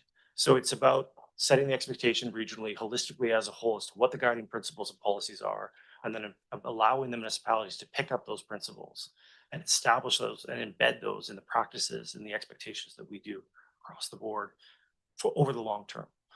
And so that was really the premise of the thought that went into the review, and that even goes into, I know there's a lot of great discussion Councilor McCollum brought up around where smaller landfill sites have been decommissioned. I think holistically from the city's perspective at large municipalities, when you only have one depot that's available for the Comox Valley as a whole, there's, servicing over 40,000 people, it becomes a bit challenging. Even though you have it at your curb, there are other materials that might be more advantageous that could go. And so where's the cost benefit analysis as well as equitability? And so maybe that's a discussion about the balance of that. But right now, the report doesn't necessarily read in terms of balance. It reads in terms of servicing where other services may have missed. You have another comment? I mean, those are all great points. I don't disagree with any of it.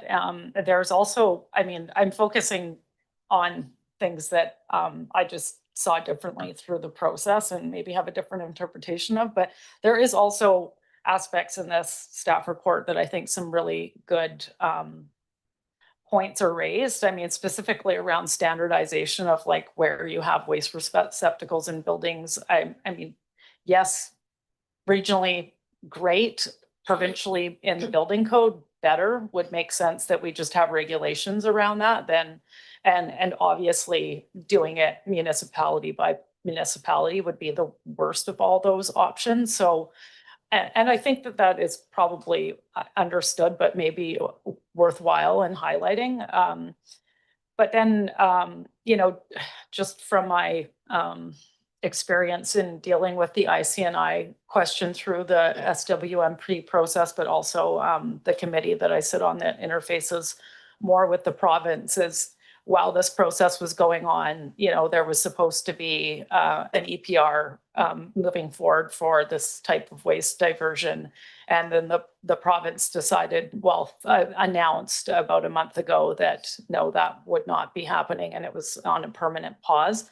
But the answer to that was that the expectation is that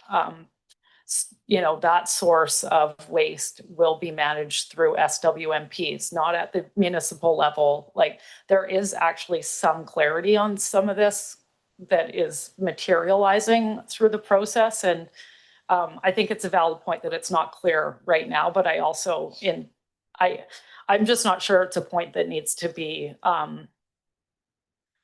underscored as a unknown, that it shouldn't be up to municipalities to try and figure this out, that it is actually the Regional Waste Service and the role of this document that should be addressing how to divert waste from that stream, not through individualized programs. So I agree with the point, but I'm not sure that it needs to be underlined, because I think that's already understood through the process. And that's my understanding of where the province is at, where regional district staff is at, and what the plan really intends. So I guess I just have a concern about providing a letter saying that we're concerned that the expectation may be that the city does it, because to me that isn't really what my understanding of the process has brought us to. But I guess it's a massive document and it has a lot of different touch points. So I guess it's not surprising to have different interpretations of how this is going to roll out over 10 years. So I'm not sure where that leaves us right now. I'll stop Okay, looking. our city manager would like to weigh in. Thank you. Yeah, thank you through the acting mayor. As I said previously, if council wants to amend the letter of referral, that's why council asked for the referral. That's why I asked staff to spend time, and this is why we're here at this format to endorse or not endorse those commentaries. So I think we can, whatever council's direction is, and do that. Okay. Were you wanting to say something? Please, thank you. Go Thank ahead. you, acting mayor. And not to step over the city manager, but just really just a point that Councilor McCollum had made about there may be a solution. And those are great.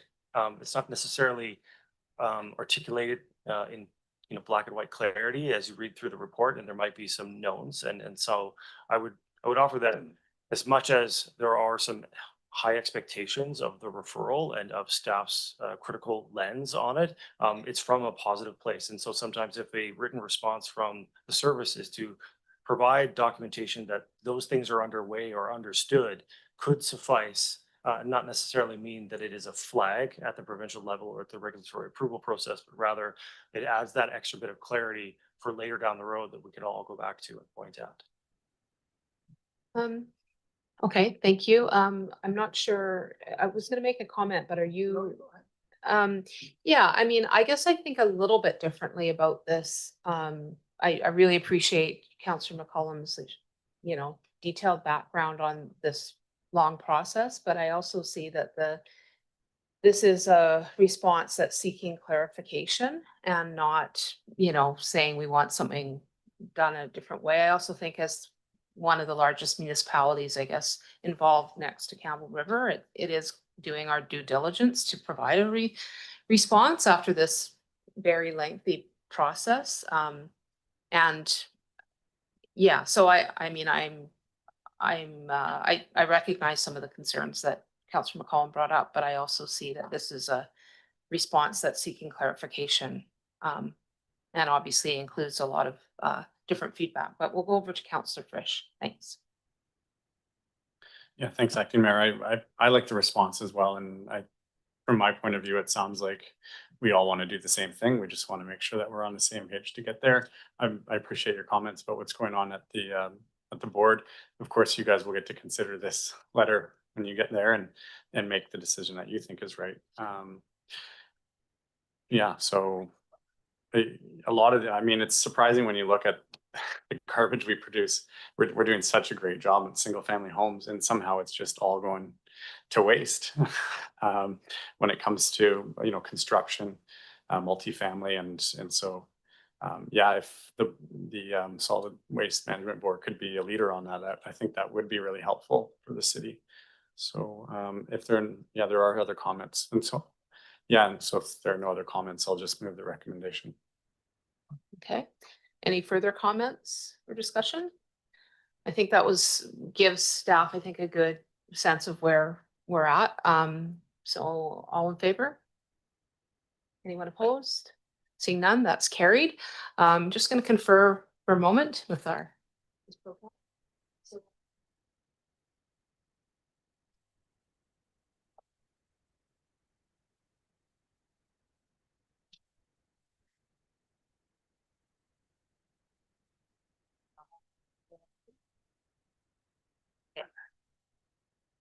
Yeah. Okay, so we will do a dinner break soon, but we are going to cover off the next two items first. So we are going to go on to the Harmston Park Plan project update. And we'll turn it over to staff. I think it's Ms. Chan who's going to be presenting. Thank you. Thank you to the mayor, to council. The purpose of this report is to seek council's approval to move ahead with the next phase of the Harmston Park Plan in advance of the downtown revitalization local area plan process. And as you heard from my colleague, Ms. Gothard, that there will be update on that project on a briefing note later today. So the next phase of the Harmston Park Plan entails developing a preferred concept plan based on the feedback received last year during phase 1 of the project. So that was through the DB-LAP and process, and also our own Harmston Park engagement process. And it included an open house, 2 surveys, a pop-up in the park event, and also we had meetings with equity priority groups, workshops. So if council should approve the project to move ahead to the next phase, we will engage a consultant and to work on the preferred concept plan. The a draft preferred plan will be shared with the public, and opportunities for additional engagement will occur this year. So that looks like an open house, a check-in public survey, and also we'd also check in with the equity priority groups that we connected with last year. The information gathered through these mechanisms will be presented to council at a future date in a what we heard summary report. And we'd also include a draft preferred concept plan, Class D cost estimates, and also a phased implementation strategy.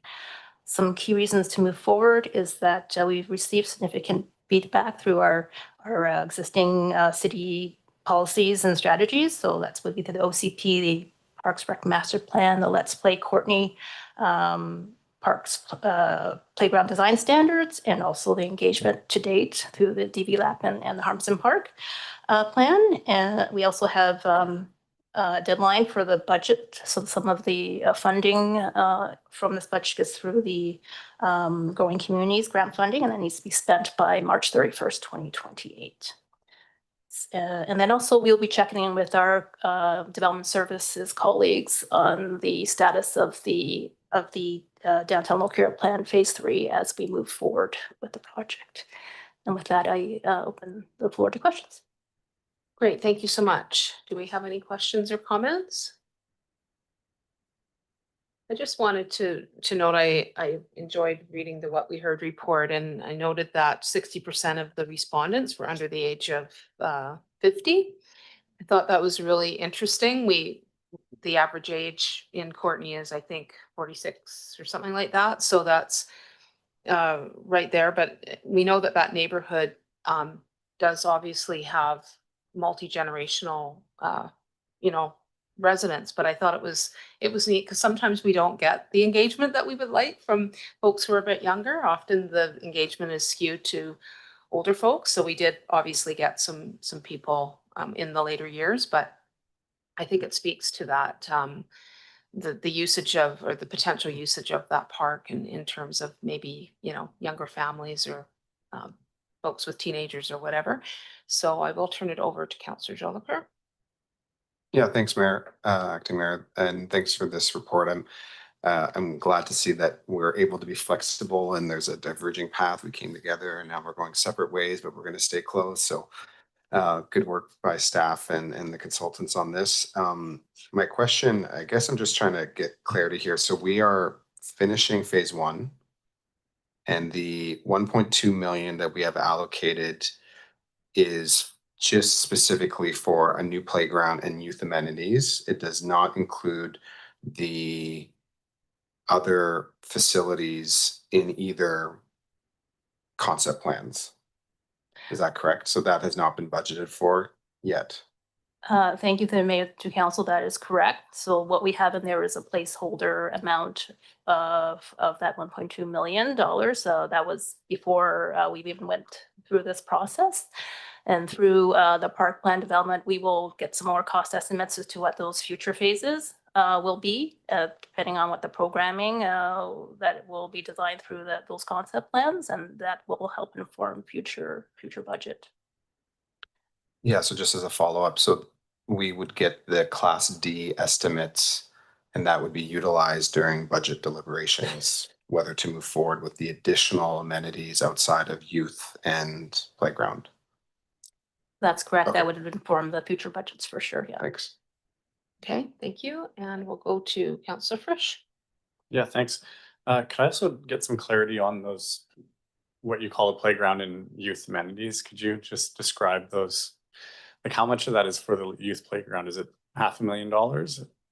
Or it's not youth playground, sorry, just the playground. Playground. So typically the playgrounds, they are targeted for ages 5 to 12 in design. And so we see, we look at Woodcote Park as a great example, a recent example that is specifically designed for that age group. And so when we talk about youth, we're talking about older about teenagers. And so in terms of how much that portion would be, how much that budget would be a portion of that, what we're seeing, if we look at Woodcote, that project was about $600,000. So not to say that, it's hard to say that the budget for the playground for Harmson Block will be the exact, but that's the sort of the target we're looking at as example. So we could look at what the remaining budget would be for youth amenities, and what a youth amenity could be like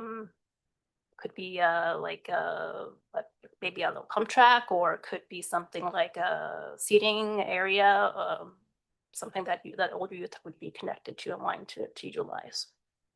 Thanks for that. Okay, I'm just trying to find your number here. Oops, sorry. Yeah. Go ahead. Thank you. Just add through the mayor to council, because Harmston Park is a blank slate. This is what staff at this point have identified as the priorities, a playground and other amenities. But through the preferred concept design, we'll hear from the public if there's a preferred phase or phased approach, and we bring that back to council. So I think when we compare that, say, to Bill Moore Park, where we have a very programmed park, we have aging infrastructure, we know that the replacement of that playground is a key priority, both for us as the city and residents. We can set that pretty clearly as the preferred phase one. For Harmston Park, this is staff's assessment at this point, but through further engagement, through the creation of a preferred concept plan, we bring back an implementation plan that identifies which pieces should proceed first or second based on public feedback, and then look to council to endorse that. So this is our estimate at this point in time, but it could shift based on the public feedback. And it's just the uniqueness of having a park that has no program space in it at this time. Great, thank you. And Councillor Paul Hamilton? Yeah, thanks, Acting Mayor. I was going to build a little bit on your point about the demographics of the people who responded, and I think it's great to be getting people under 50 doing that. But I also thought it was interesting that I think people 24 and under constitute 1% of our feedback, and I tend to notice they're quite a large portion of park users. And I'm wondering, I mean, it seems to me as someone who's not under 24 that these are great ideas that we have for youth and for kids. I'm just wondering, there's a confirmation check-in, a consultation that will happen in the fall. I'm just wondering how one goes about getting that greater level of engagement of youth and of kids to make sure that what we think is kind of fun for the young kids is actually, and youth is actually what they're looking for. That's a good question. Thank you, the Mayor and Council. So we've started to connect with some local schools that in the area, and I think that's a really great relationship that we developed, and where we can check in directly with the kids and get feedback and help them also have them also be included in the process with their ideas. And we did that with Billmore Park.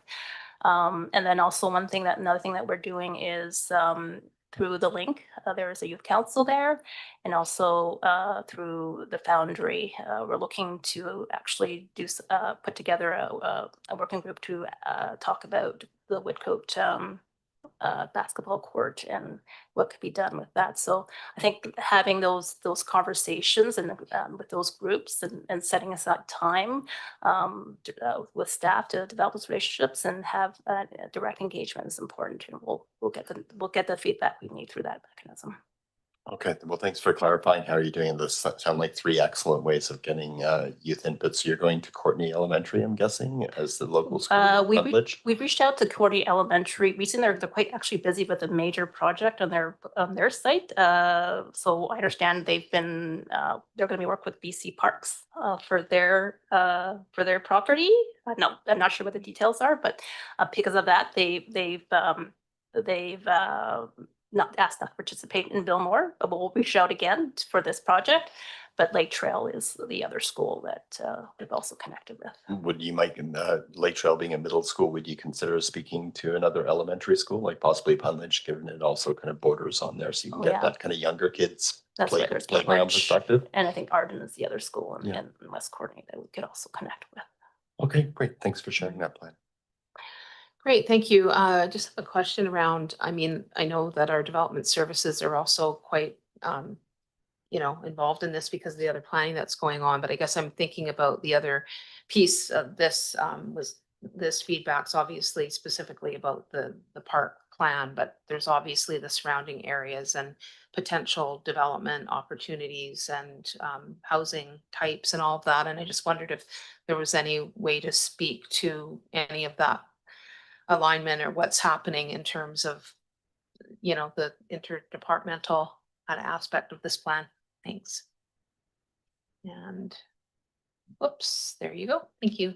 Yeah, thanks for the question. I can just clarify what we can do. The development services that's working with on the downtown vitalization local area plan is that when another department is going to consultation, such as the Anderton River Park or the river restoration, et cetera, down there, we will have staff, so I'm speaking just specifically to the Anderton example, we will have staff there who will have information to help people make the connections between the projects and be able to see that the downtown plan process is continuing and they can get involved at different entry points. So yes, we're internally looking for those opportunities as they arise.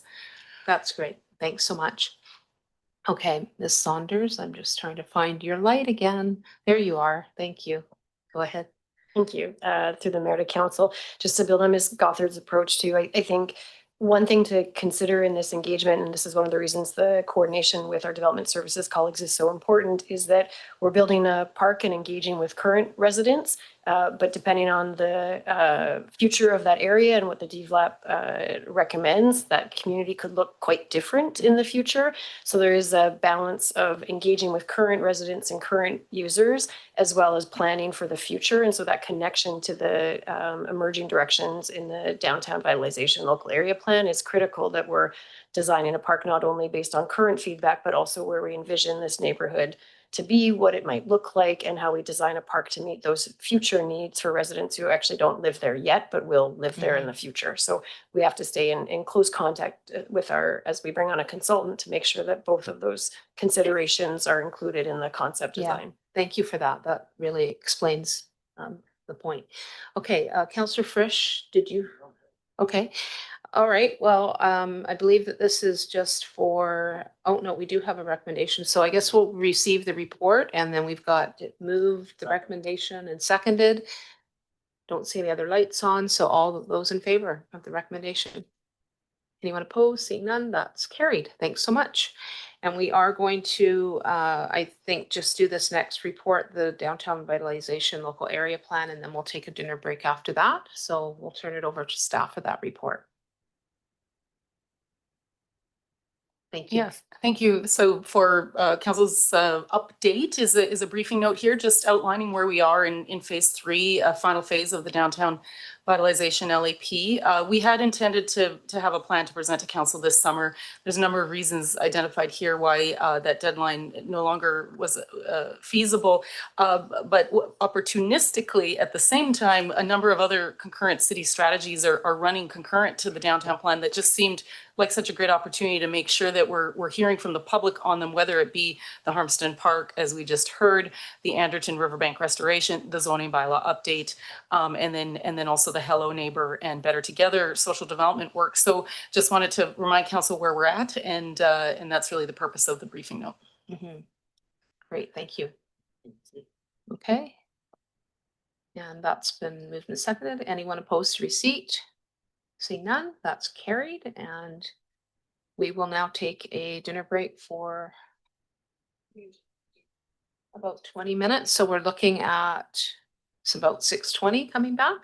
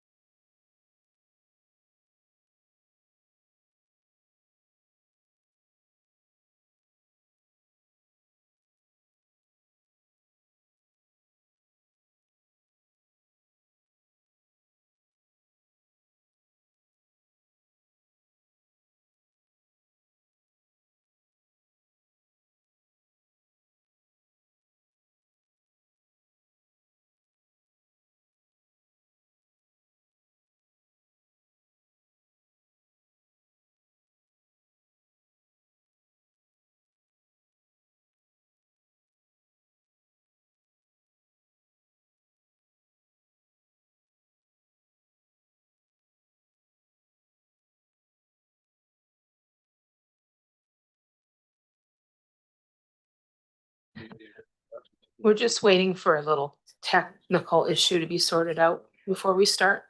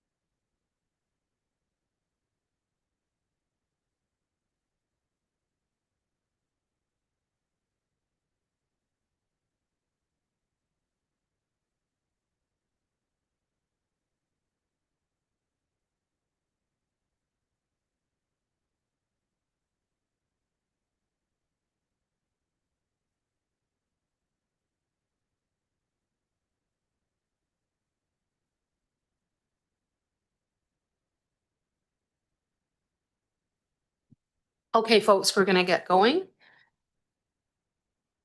So we are now moving on to, there is a notice of motion, a federal BC Ferries funding that the mayor put forward, and we're not doing anything about that. That's just a notice of motion for the next meeting, and we don't need to read it out.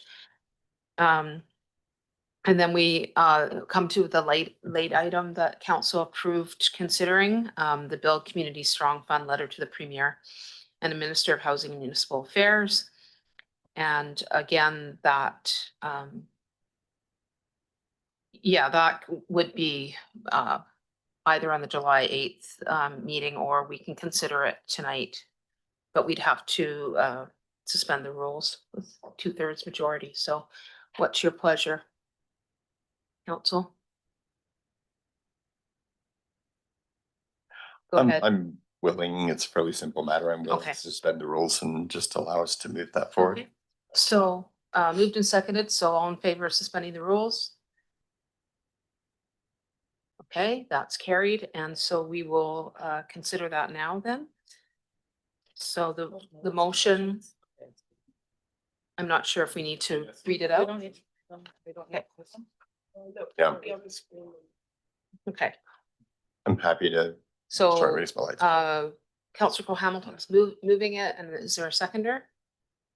Okay, seconded. And any discussion on the late item? It's kind of difficult because Mayor Wells isn't here, but it's staff has, we'll let our city manager weigh in. Thank you. Through the acting mayor to council, just in speaking with Mayor Wells, I think we are on, receiving information a little bit from the province as it's quite active. No information's been circulated, save for the federal press release. And I think the most interesting component is what we're learning in all of the work we're doing in support of the CFB Comox expansion, that as a priority community for many things, perhaps a priority community related to this could be done. So we can follow up. Could I speak to this? Yeah, I am noticing, I guess I'm a little puzzled by this, that the motion is regarding Build Community Strong Fund, which is a federal government initiative, but the action being suggested is the rewrite to the Premier and to the Provincial Minister of Housing and Municipal Affairs. And I think it would probably be more useful to, at the very least, write in addition to the Prime Minister and to the Federal Minister of Housing, rather than writing to provincial people about a federal program. Thank you through the acting mayor. The program is the provincial partnership is how it's been described, and that was what the mayor's rationale is, but hitting all targets in a target rich environment would be a good idea. So I think if you wanted to adjust that.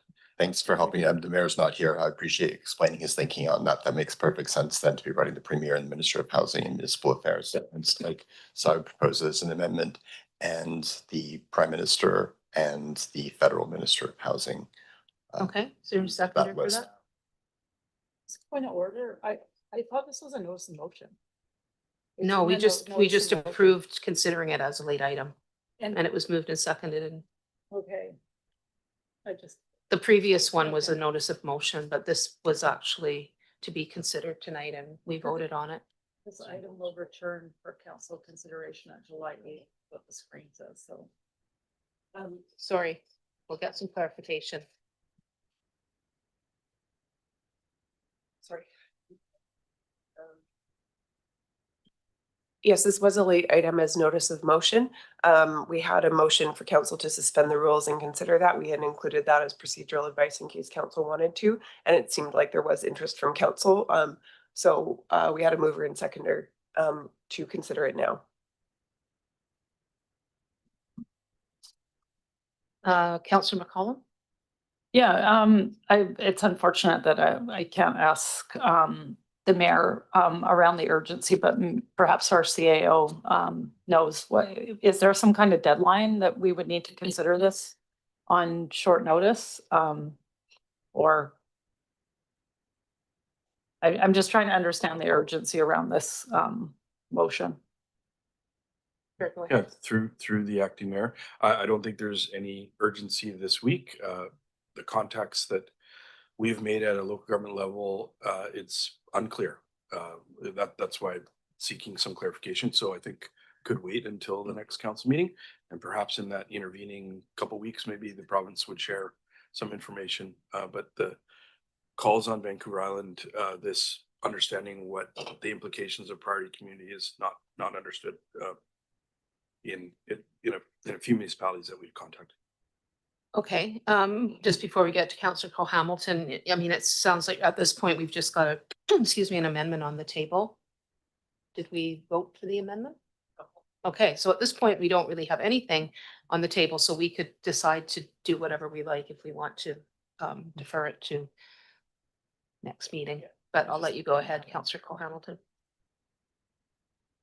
I've already.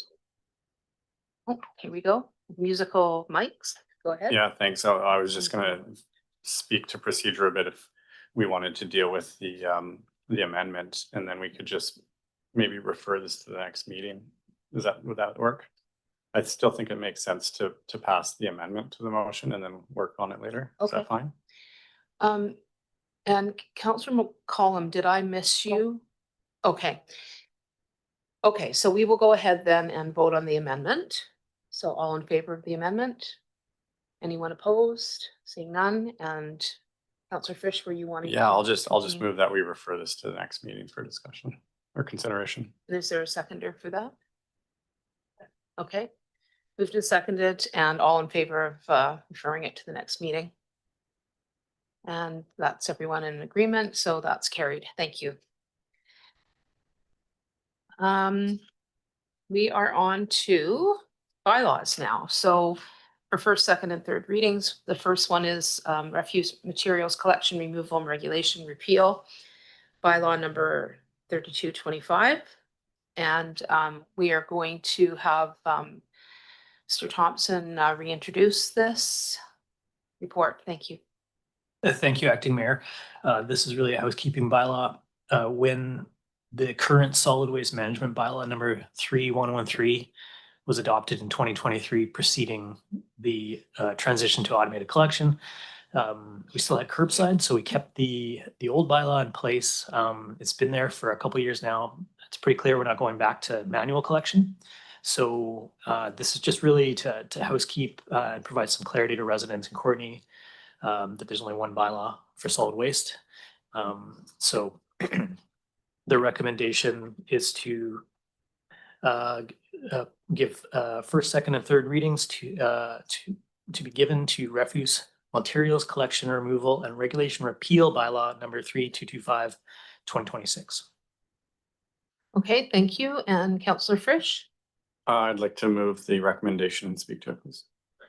Okay, moved and seconded. Any questions or comments? Yeah, just a quick one, Acting Mayor. Is this the bylaw that includes restricting when you put your garbage can out? So is that different than this bylaw? Is that in there? This bylaw that we're repealing does not include that. Okay, that's a The different new bylaw. one, it does, yeah. Okay, thanks. Okay, thank you for that. All right, all in favor of the recommendation? Anyone opposed? Seeing none, that's carried. And now we're going, we have an item of reconsideration of zoning amendment bylaw 3226. So we're going to go back to that item. And I'm not sure if we're having staff speak to this one at all. You want to?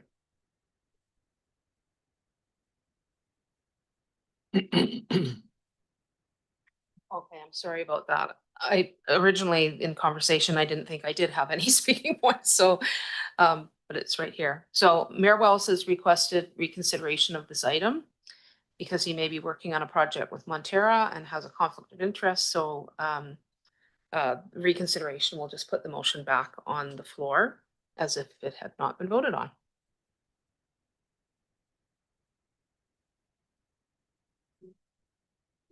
No. Can we just move the motion again?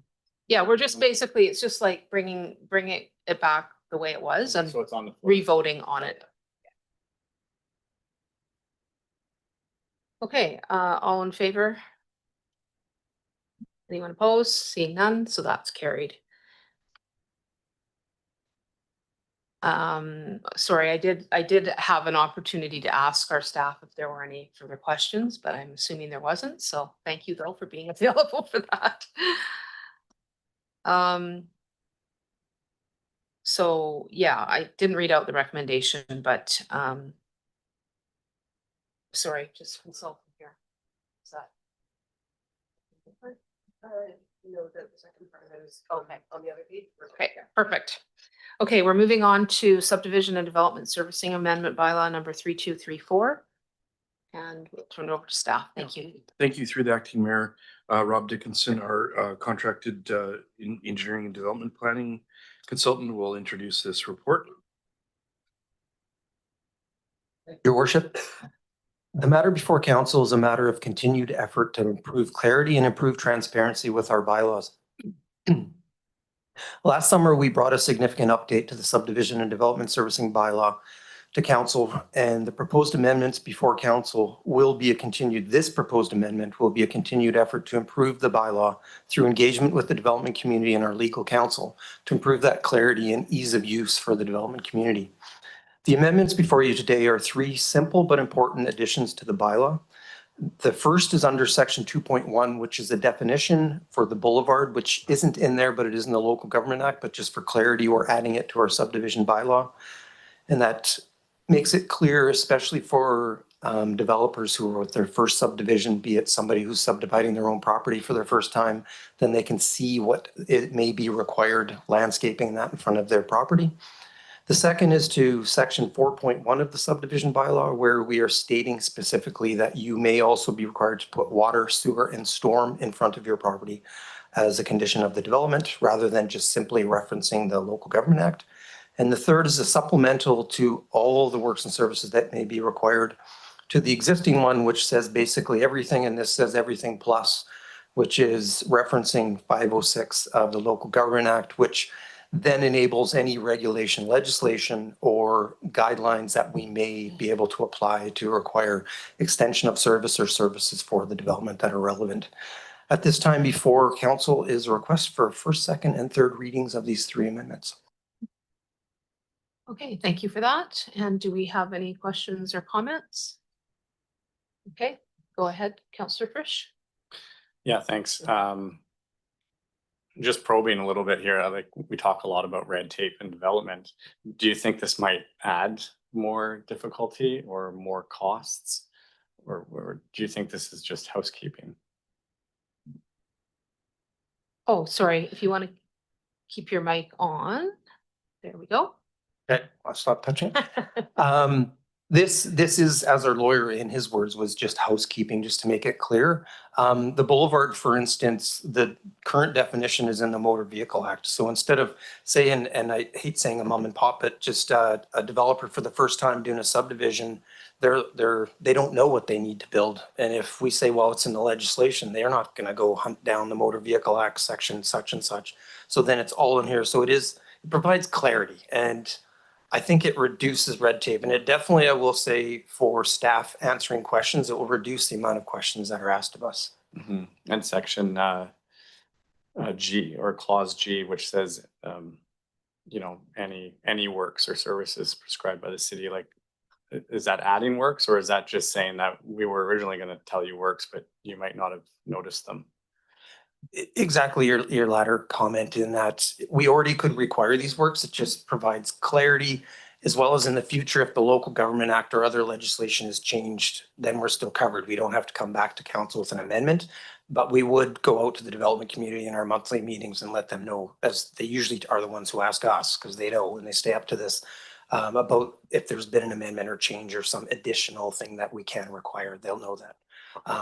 One of the changes in local government, for instance, in the act is it used to be transit, and now they've clarified that there's additional transit amenities that we can actually require now, as opposed to just a pole type of thing. So it does expand over time. So this covers that. So we're not back in front of council every time the province wants to do a minor amendment. Okay, thank you. Great, thank you for that. Any other questions or comments? Seeing none, all of those. Oh, I'm sorry. Okay, thanks so much. Okay, all in favor of the recommendation? No one opposed, so that's carried. Thank you. And we are now moving on to the housing agreement repeal bylaw. Okay, and we will turn it over to staff. Thank you. Thank you. Thank you, Acting Mayor, Council. This is an unusual one. We are looking to repeal a housing agreement, and the reason is the housing agreement was placed on this property in 2019, before the OCP, before the housing regulations, before SHMU, before all of these things, to specifically ensure that this particular owner kept it as a single detached unit. Now that owner is selling, we do not need that housing agreement and control on that. And so this is a motion to rescind that housing agreement to actually allow for SHMU and meet the OCP guidelines and density targets. Okay, thank you for that clarification. Are there any questions or comments? Okay, I don't think anyone's moved the recommendation. Oh yeah, we do have that. I'm sorry. All in favor? Anyone opposed? Okay, seeing none, thank you. That's carried. And the next item is the Parks and Open Spaces Regulation Amendment Bylaw. And we have a presentation by Mr. Shaw. Thank you. Go ahead. Thank you, Acting Mayor, for yourself to council. I do have a PowerPoint presentation.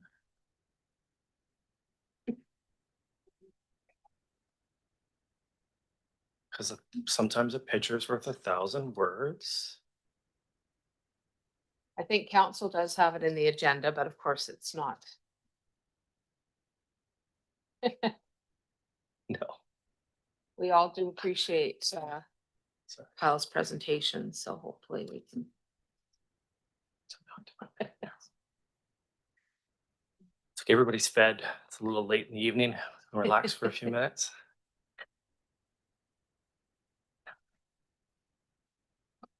How about that soccer game today? So close, so close. Do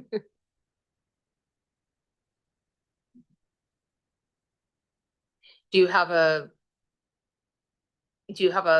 brief introduction before the PowerPoint or?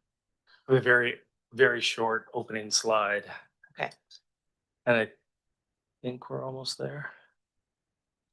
Almost there.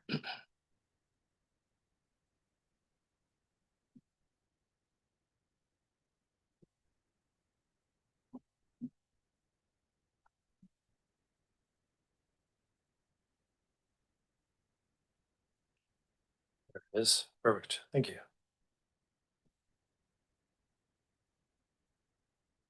No, that one's fine. Just the opening slide's fine. It's only 6 slides. All right. Parks and Open Spaces Amendment Bylaw. The Parks and Open Spaces Amendment bylaw is intended to provide a simple update to address emerging shared mobility options, specifically including e-bikes and e-scooters, but in a way that aligns with the city's cycling network plan and broader community connectivity goals. So the amendment bylaw brings e-bikes and e-scooters into the city's parks and open spaces framework and aligns local rules with provincial e-bike legislation and e-scooter requirements. The e-bikes, for instance, in themselves are covered under the Motor Vehicle Act. E-bikes are specifically under the pilot program in which the city is a listed member of that pilot program. At the same time, it's opportunistic that this amendment is equally about establishing clear and appropriate rules for users. Rules that include where devices can and cannot go and how they are used and interface with public park users, all while establishing what we are establishing and preserving public safety and protecting park infrastructure and sensitive environmental spaces. Next slide. Scroll up, nice. So how do we compare? Currently, in other jurisdictions, e-bikes and e-scooters are generally limited to paved trail systems. The premise behind the city's proposed amendment bylaw is similar in context. However, the city's paved network is fairly limited. Therefore, the amendment bylaw simply aims to allow e-bikes and e-scooters to take part on the established active transportation networks and connective corridors within our parks and trail systems. Next slide. So Schedule B, as attached in the bylaw, at first glance, that's why pictures are worth 1,000 words, it seems a bit chunky and disconnected. It's not conducive to active transportation or movements across the city. But if we look at the next slide, the city's cycling network plan is a complete overview of those connections. And so this is an approved and adopted plan that exists within the cycling network plan for the city. And if we scroll to the last slide, with the two overlaid, you get a complete picture of what we're trying to show. So the black lines are not necessarily new lines, but lines that rather simply reinforce what has already been adopted by council and the city's active transportation routes. Overall, this is a balanced approach. It supports improved connectivity and transportation choice while ensuring that the city and council maintain control over the appropriate use of public spaces. With that, staff are recommending council support the amendment bylaw as presented, and I'm happy to take any questions. Great, thank you for that. And we have Councillor McCollum first. Thank you.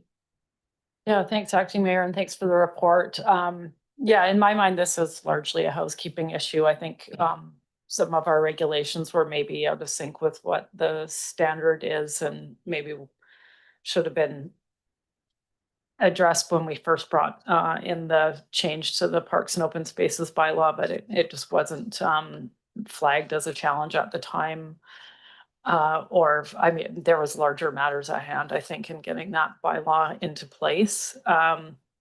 And to me, dealing with this is really ensuring that we are maximizing the connectivity in our area.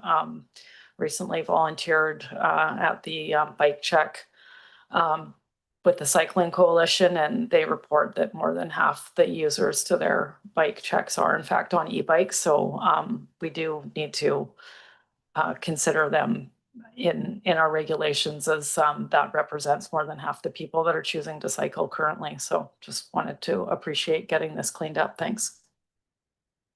Great, thank you. And Councillor Frisch.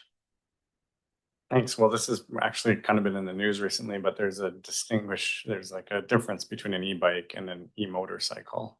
And that's obviously a lot going on with that. And I was riding up the road the other day on a bicycle and I noticed, or maybe I was driving, doesn't really matter, but there was like a mobility scooter that looked like a small car.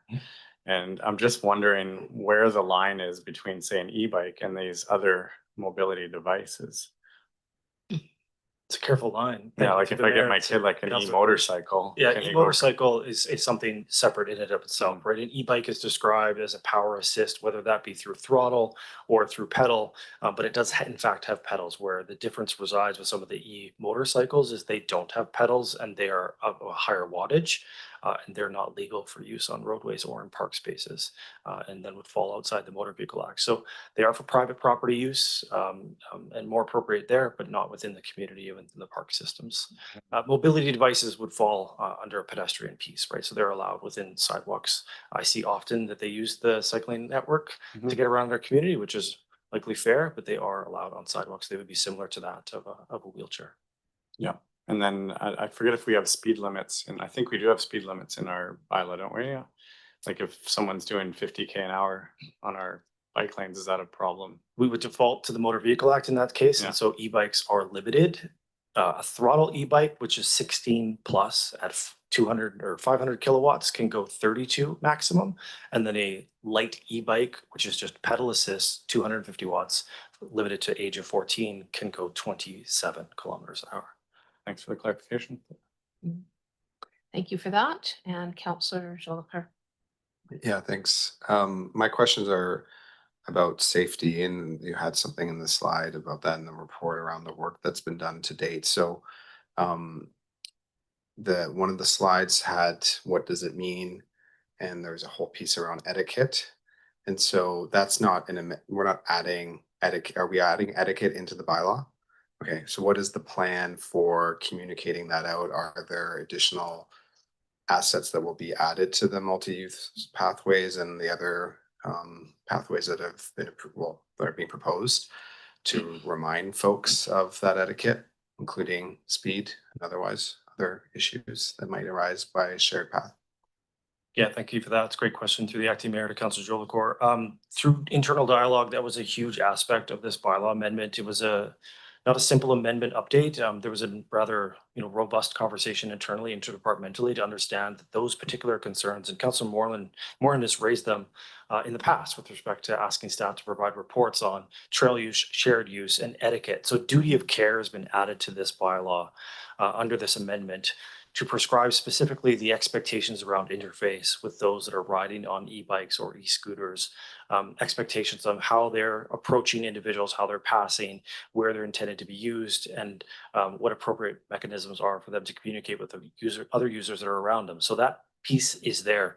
The report speaks to the infancy of this as we shift and transition to what could be characterized as a housekeeping piece, but to the reality of the interface that exists. It exists today. We heard the bylaw update this earlier today from our manager of bylaw services. We don't see a lot, or we don't hear a lot. Doesn't mean things aren't happening in our community. We're not getting reports to bylaw services or operational services. So we're not necessarily reactionary or proactive to that, but I think this is an evolution and an extension on those previous works where we're recognizing there's high interface, high userships. Some of the trail networks that we have that see a great deal of people use them, especially our paved trails where there's all types of users, whether they be mobility restrictions and high speed. We want to be able to articulate those expectations. And so signage has been included in that. And we believe that we can deploy that reasonably where we find through operational realities that it's required on a day-to-day basis until we come up with a more robust plan long-term through our parks planning process to understand where exactly we want to articulate those and where we want to see people move effectively and provide those restrictions. So it's really going to be based on staff, current known issues, and areas that we've previously studied and identified that are going to have high users that have a high degree of speed differential between the two. Yeah, if I can follow up, acting mayor. So there are obviously some key areas, as you mentioned, where there's a interface, sharp corners. I think about the Riverside path. And so are you saying that that work will be done in conjunction with the Parks and Recreation Master Plan? And so the additional safety measures that we will be taking will be dependent on further analysis, or do we have some areas where we already know activation will be happening around safety? It's quite the latter. It's two processes, right? We want to be succinct and consistent in our communication and our messaging across all of our parks, and hopefully I'm not over speaking, but we do have an intimacy of understanding of where those current conflicts exist. And so as the report describes, staff are prepared to deploy messaging and signage within those areas to ensure that this duty of care and etiquette is clearly articulated to our community. Okay, thank you. And Councillor Well, Hamilton. Yeah, thanks very much, Acting Mayor. Thanks for this, and I'm generally very much in support of it. I guess one point where I had some question was in terms of bylaw. Obviously, we have a complaint-based sort of response system for bylaw, and most kind of violations of bylaws are by static objects, like people watering their lawns and things like that. And I think the fact that the bylaw infringement could be by someone who's receding at 40 kilometers an hour from you, and you were able to say they were on a bike and they had a black helmet. I wonder if we're going to do perhaps any proactive, like just at the very beginning, the introduction of this, like just having bylaw out and talking about the policy and gently reminding people on places like the Riverway, sort of high places which are quite crowded with, interactions could be a problem, but also a good place to try and educate people on a Saturday afternoon or something like that. So I'm wondering if we're going to go, if there are plans beyond the complaint-based system for bylaw to make sure that this is something which is being followed in the community. Okay. Thank you. Through the acting mayor. It would be our intention to do that. However, we have a much higher priority item right now with respect to our bylaw enforcement department addressing our watering issues, and we'll explore some partnerships. In the past, there are groups in the community that have given education around cycling, etc. I think we're pretty familiar with that group, and they actually provide lots of awareness. So we have not yet spoken to them. This was a priority matter that was developing, and then we had the other priority matter come. Our bylaw officers, in fact, are on their e-bikes and out and are good ambassadors and have good practice. And Mr. Curvers is not here, but I spent a few minutes with him today talking about the types of interactions that our bylaw officers have, and there's a lot of education that happens. And the fact we're there, we also do. Council may or may not know this. We do park inspections and infrastructure inspections on our e-bike fleet. We actually have an e-bike fleet, and so there is a lot of opportunity for that modeling of behavior and interaction with the public. But we do not specifically have activities planned right now. And what we would prefer is to carry forward with our current practice and use our staff both on our one group of e-bikers and our bylaw enforcement e-bikers to help inform that. Hopefully that answered the question. That's really helpful to know that, and certainly I appreciate the water restrictions are a priority, but yes, there is a potential for actual injury, which there isn't with water restrictions here.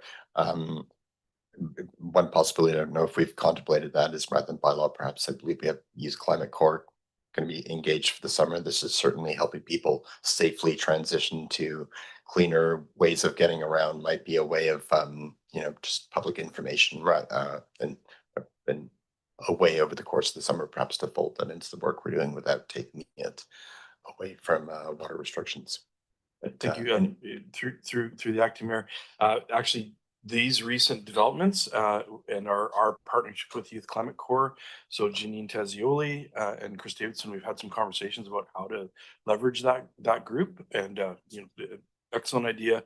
And I think there's a lot of horsepower there with really smart individuals that can help us with that. They're just trying to balance all the things that they're also have scheduled. But I think what's important and why we see that group as important is to potentially really assist us, because these many of our climate issues are emerging, and I think that flexibility and nimbleness could be part of that. But we're definitely exploring that opportunity.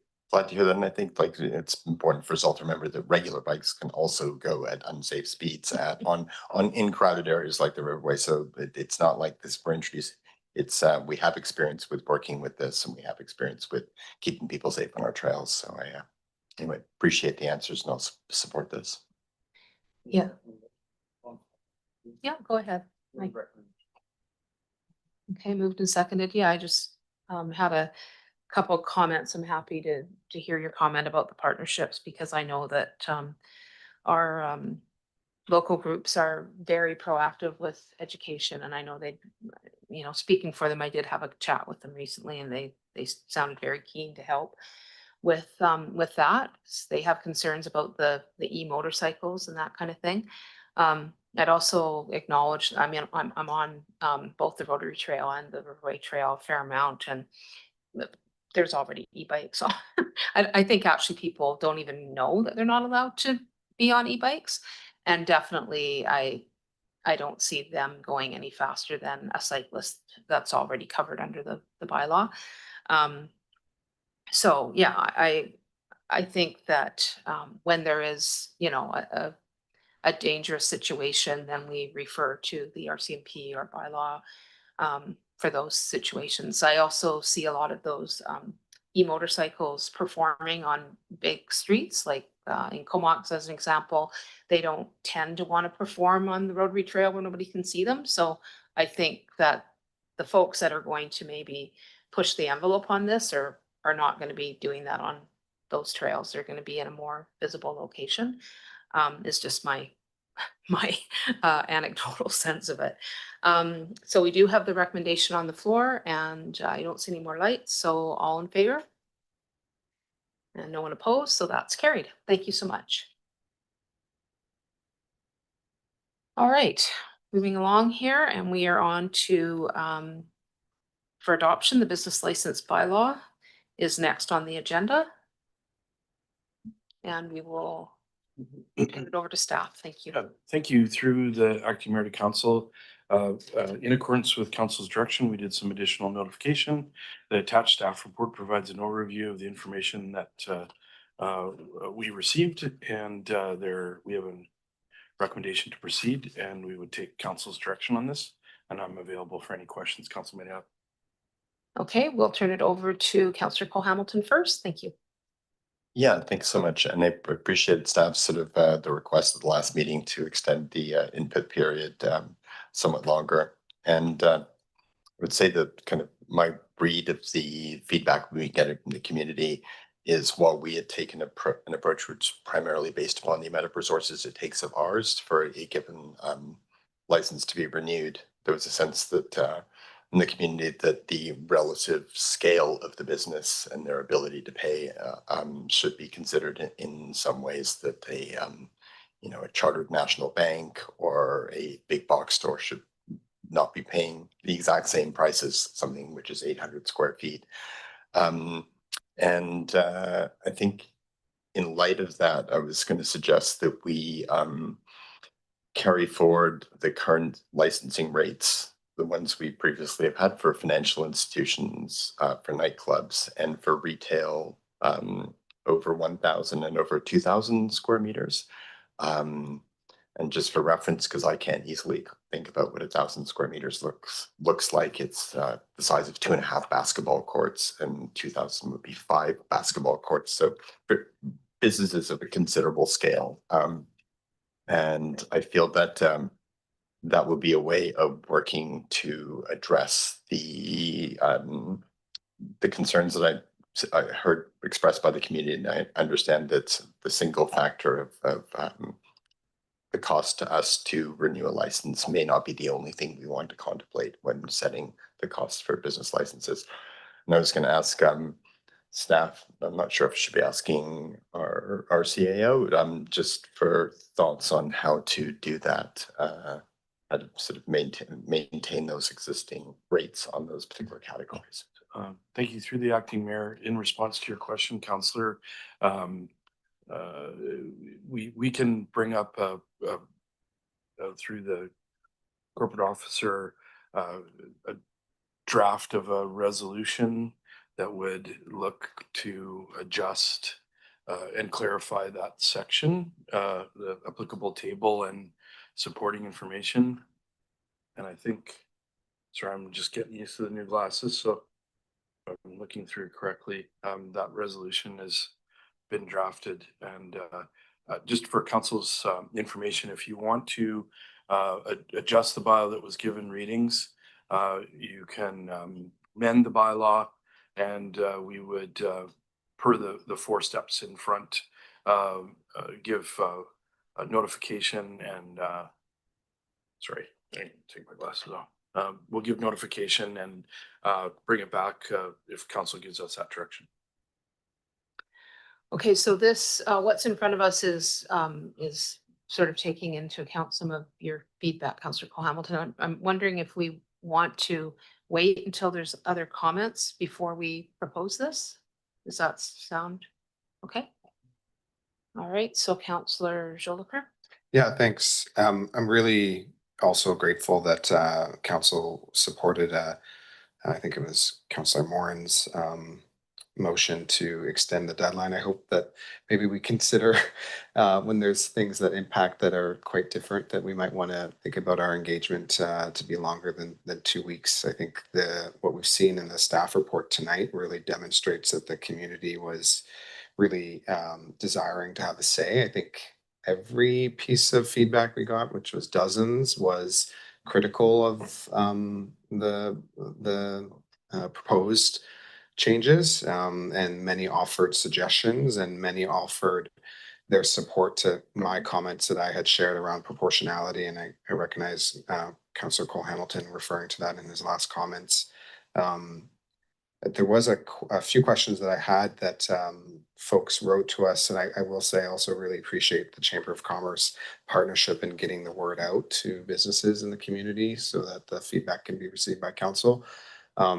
And this is not one that I had to spend a ton of time thinking about in our initial consideration, Acting Mayor, but there was a question from a business that I'm hoping staff can speak to around.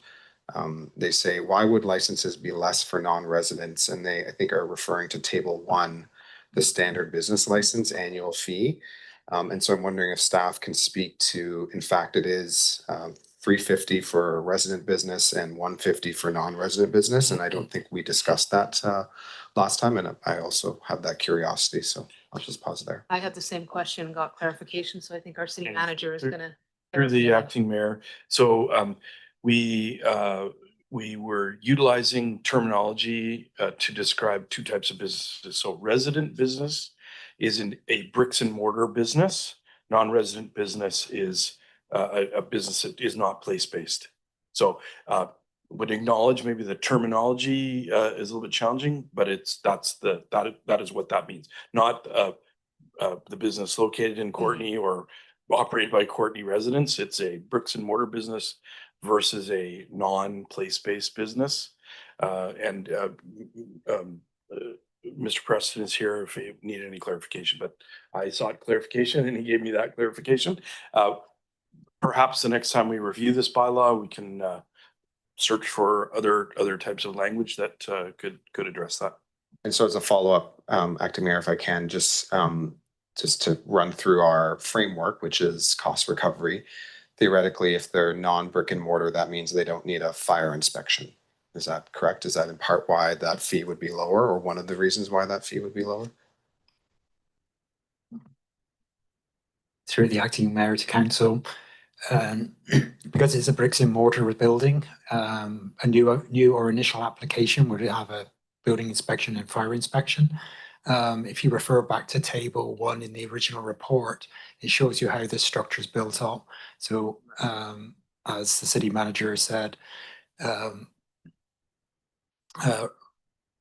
resident business is basically bricks and mortar. So because if you're a non-resident, it's for occupations like a contractor. So you live and working in Courtenay, but you don't actually have a premise that you are working out of. So that's why why those fees are a lot lower.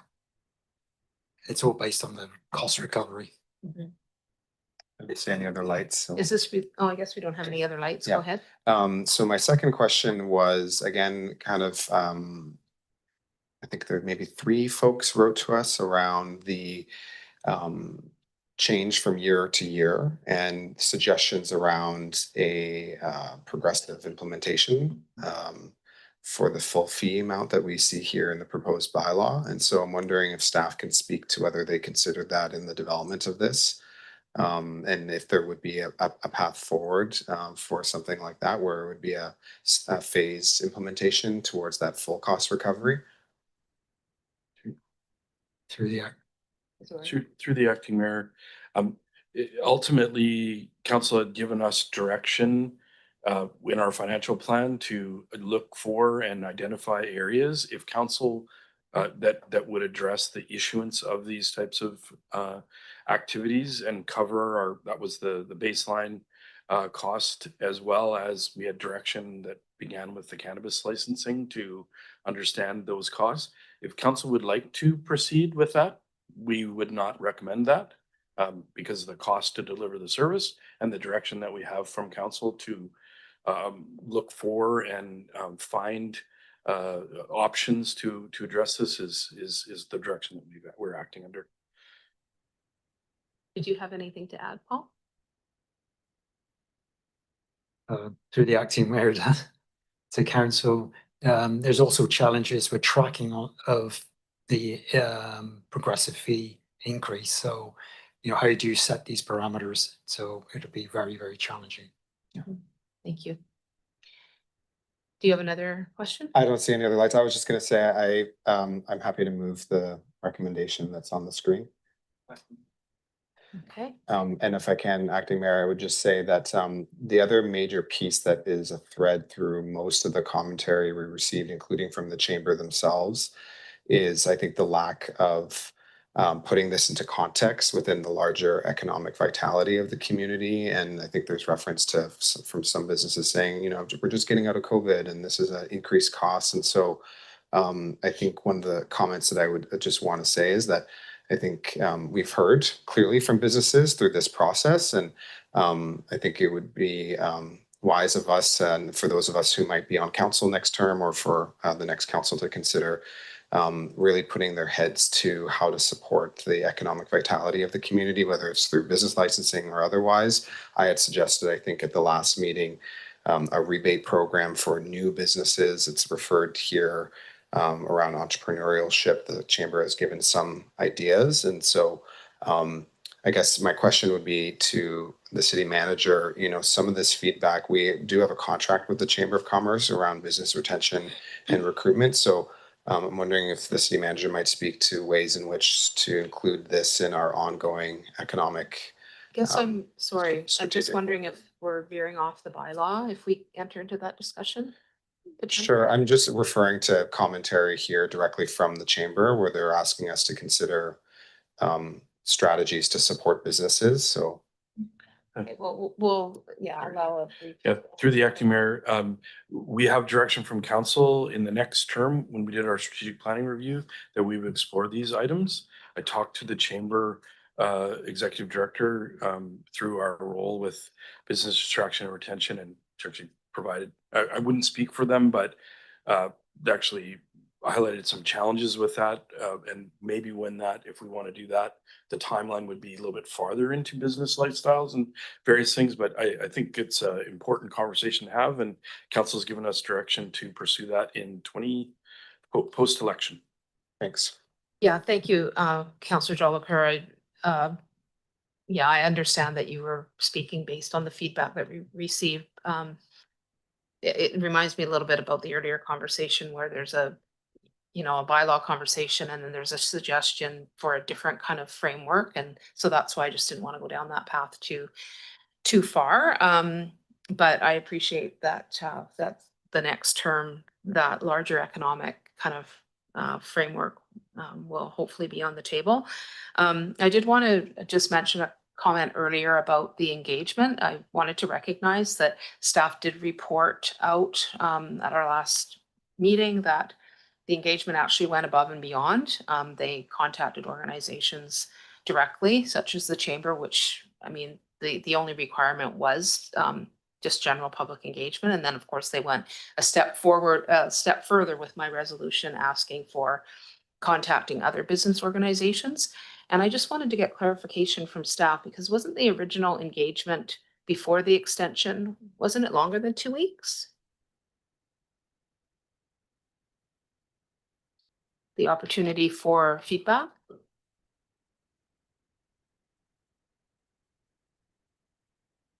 Sorry, go ahead.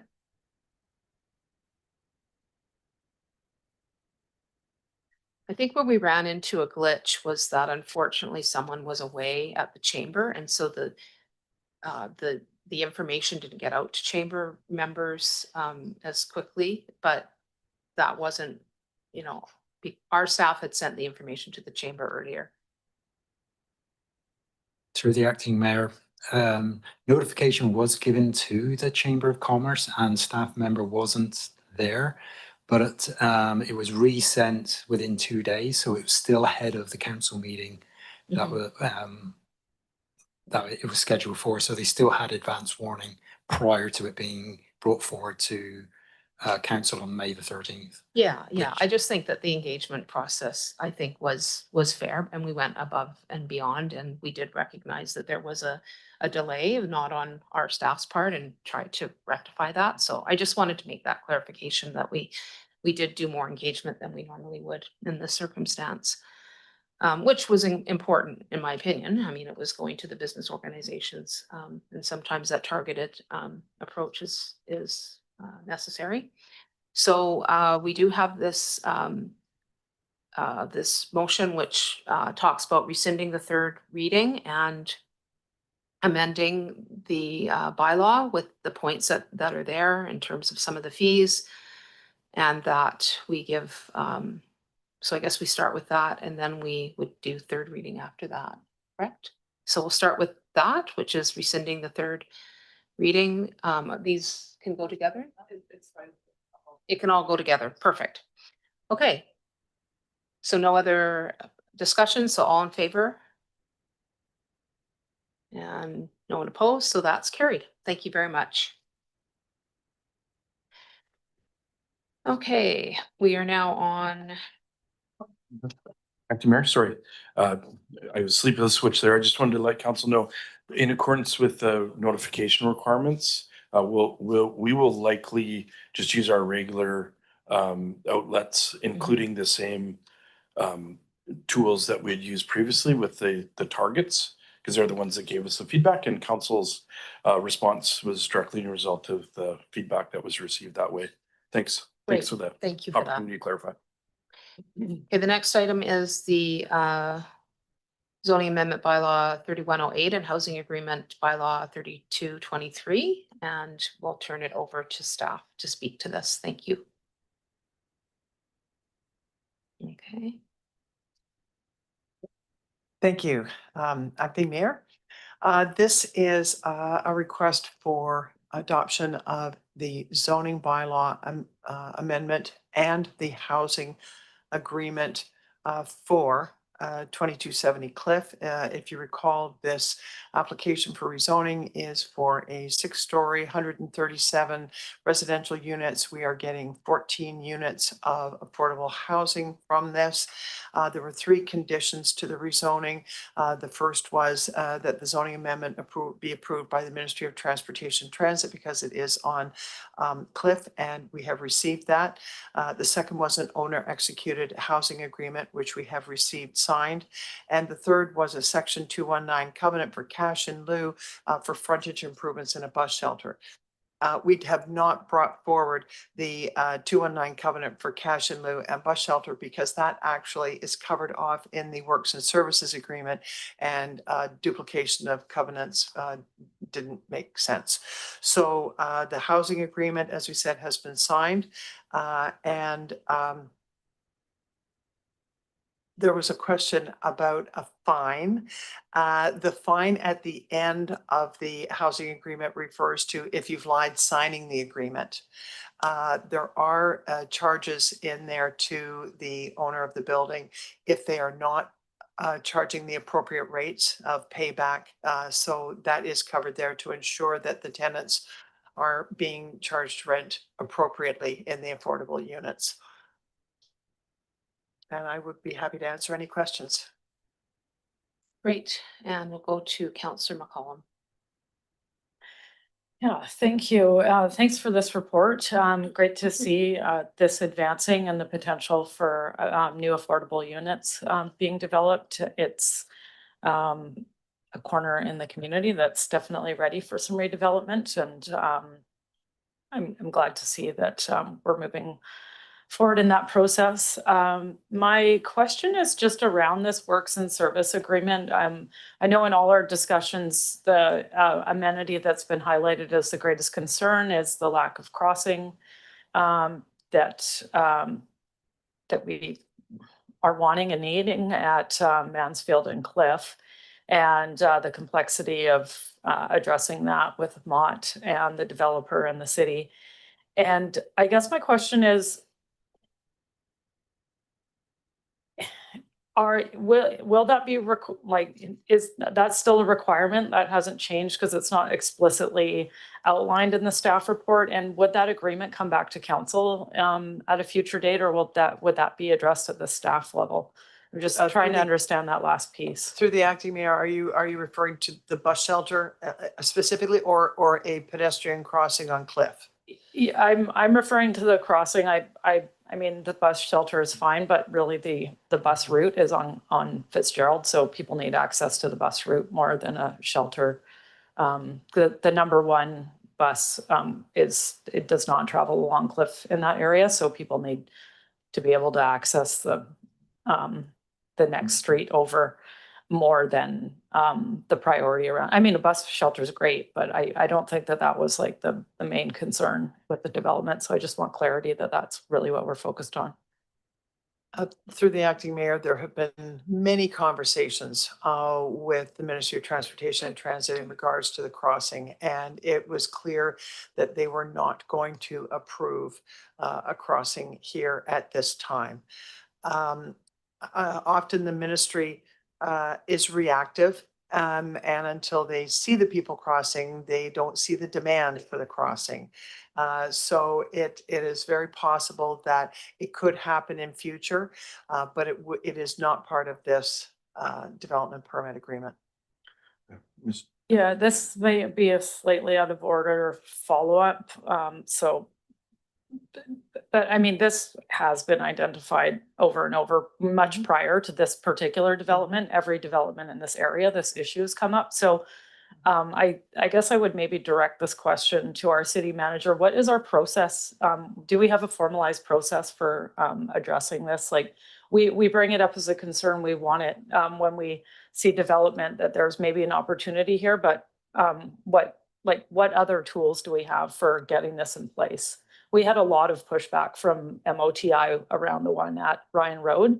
They also told us there was no demand. This is a familiar thing. And there is demand because, I mean, that's the connection. And people do cross there dangerously. So yeah, just how can we address this if it's not through this particular development? I don't want to hold up a development around this, but I also am frustrated that we're getting nowhere. Thank you through the acting mayor. Council expressed their frustration to the island director when they made their representation. We have submitted a UBCM meeting request for the minister. We have a MOTT coordination initiative that's co-joined with the CFP Comox expansion and includes a conversation about corridor plan for Cliff Avenue. So our formal way to deal with this is a UBCM meeting request and correspondence that we'll be sending in support of that. Council was crystal clear about this the first time when the whistle stop rezoning was part of this. That's when the seed was planted, and we have not made progress on that. And I appreciate your comment that we don't want to hold up a development, but it is on our staff work program. The Cliff Avenue corridor plan is identified through the strategic transportation plan, and the issues related to MOTT approval of access and supporting other issues inside the road corridor is part of this work that we're doing in an advocacy role with the CVRD. So we've got a couple focus points, and yeah. Yeah, well, I mean, thanks for that information. I think that's important to understand, but I guess my frustration is this crossing is not related to this, the CFB, and it will get potentially lost in the other list of other outstanding priorities. They're engaging with Cumberland around roundabouts and connections to, the base and we just basically want a pedestrian crossing that's probably the lowest hanging fruit of all of these. And and now it's left to our staff to relay to us that that's a no. I would love for some communication to come from the actual decision makers around that and not be relayed informally as a no through the city when that's really not who's making this decision. So I guess I would like us to figure out a way to have some specific engagement with MOTT around the specific intersection in our, maybe in advance of UBCM even, because again, these UBCM meetings, there's a lot going on, and sometimes the responses to the meetings land on our council agendas a year after the fact. So just trying to figure out a way to prioritize this. Okay. Yeah, maybe I'll come up with something subsequent to this. Yeah, Through- okay. Through the acting mayor. So we have initiated the working group that we'd referenced as it relates to this co-joined work with MOTT. I just received an invitation and it's next week. So we will initiate it at a staff level. I can work with you around a direction from council to potentially write a letter specifically about this matter. And we can consider it the next meeting. It's we are picking up what you're putting down in terms of this level of concern. And I can tell you that staff also share that.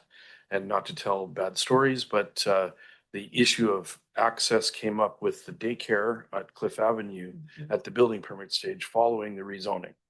So there's a real need for Cliff Avenue corridor management plan, and I'll be working with our new director, the development services on the development side, and Kyle and his group through our strategic transportation planner on that right now. But we can work with council specifically to raise this issue. Okay, I think we'll go to, do you have a different question?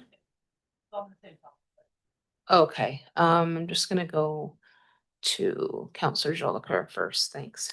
Yeah, thanks. I would just say, to the point of staff's comment is it's really unfortunate that we have to wait for an accident to happen. This is quite a large development with a lot of people who will be crossing because there's a grocery store across the street.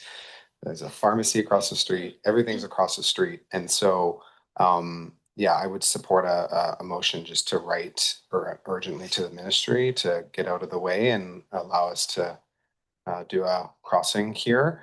I guess my concern, and again, sorry to be putting this on to you, city manager, but if this is not if a crossing is not part of the development approval process, who pays for crossing across a provincial roadway?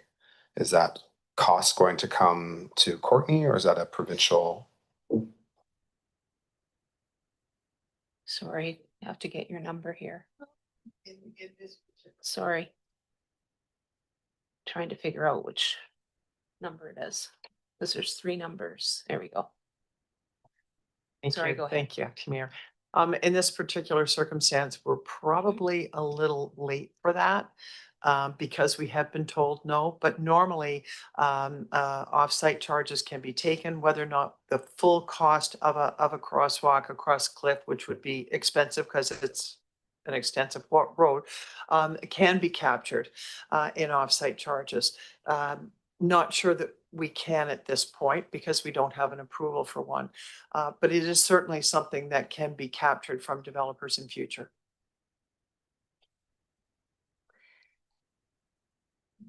Do you have a follow-up? Yeah. Light's still on. Yeah, I guess it kind of puts us in a hard predicament because I think there's probably some consensus we'd like to move this development forward.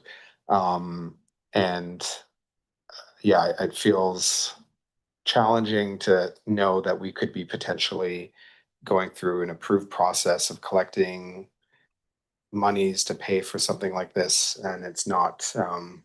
And I recognize it's out of our control because we haven't received the approval from the province. But I guess a question would be: is it inappropriate to collect fees for something we don't yet have approval for?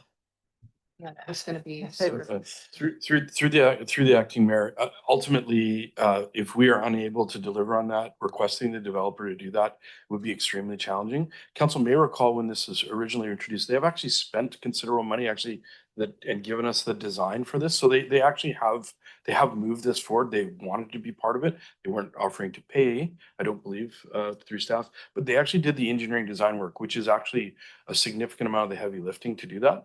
And so we have that information from the developer. They have advanced that.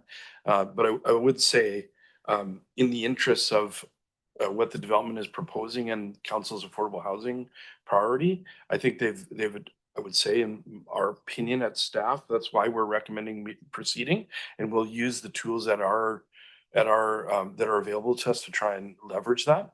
But the important the actual detail, I believe it's detailed design has been done in order to actually do this, including the electrification and all those kind of things. So that's a significant amount. We will have other developments in this corridor that we could potentially address that as if we get authority and agreement from the ministry in that regard. Okay, Ms. Maloney, did you have another comment? No, sorry. No, you can keep your light on, but okay, go ahead, Councillor McCollum. Yeah, I had similar thoughts around that we were looking to see that as an amenity in this, and it sounds like there's not a clear path without causing a delay. But my other question is, when we received a response from the ministry around no and were provided the information that there's not enough demand, what data did they provide or what information was used in that assertion?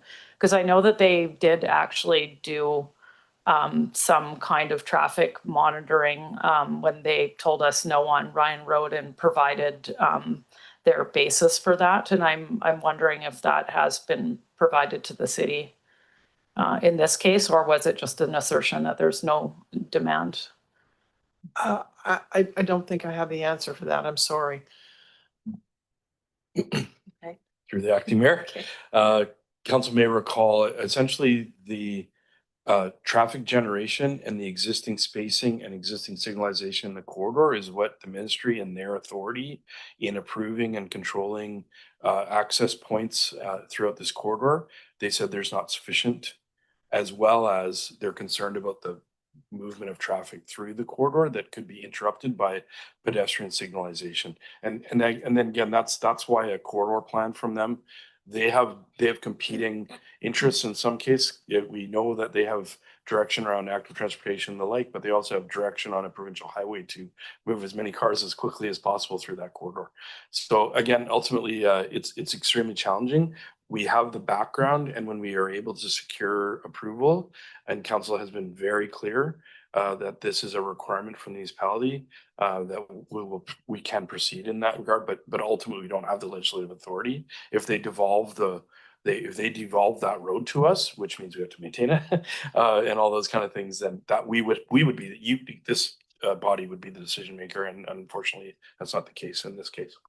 I am going to get to you, Councillor Frisch. I just wanted to say, you know, that accident or incident data, it seems like it's a pretty low bar, or maybe high bar is the better term. I was, excuse me, near the mayor a couple of years ago when someone crossed almost in front of our eyes across that highway and was hit. So there have been incidents, but for whatever reason, I don't know how many incidents you need or how many deaths you need, and it's very frustrating for sure. But we'll go to Councillor Frisch. Yeah, I was just thinking about the crossing and wonder if we might have more luck looking for some upgrades at 26th Street. It's about, I don't know, it's probably 2 city blocks away, 2 of our small city blocks away. And if we upgraded it, got upgrades or more infrastructure in that intersection, it might be worth looking at, because I know how hard it is to get Modi to do a move on something, a highway as big as Cliff Ave. So food for thought. Okay, thank you for that. I think we'll move towards the recommendations that we have here, and then if someone wants to make a subsequent motion after that, we can go there. But we do have recommendation 1. Okay, moved. A seconder for that? second, and are there any further questions or discussion? Seeing none, all in favor? Anyone opposed? Seeing none, that's carried. There is a second recommendation around the housing agreement. Moved and seconded. Any questions or commentary about that?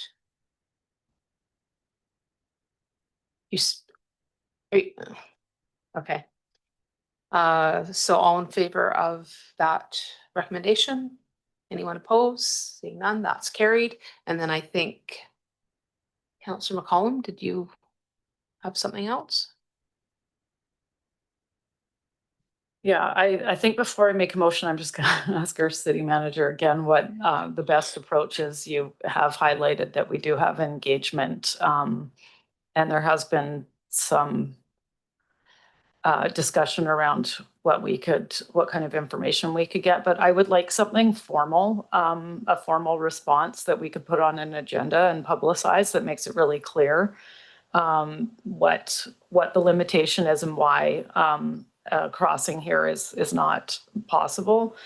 And so I guess my question is, what would be the best approach to getting a formal response? Would it be to ask that through our working group, or would it be better to draft a letter from the city requesting that information?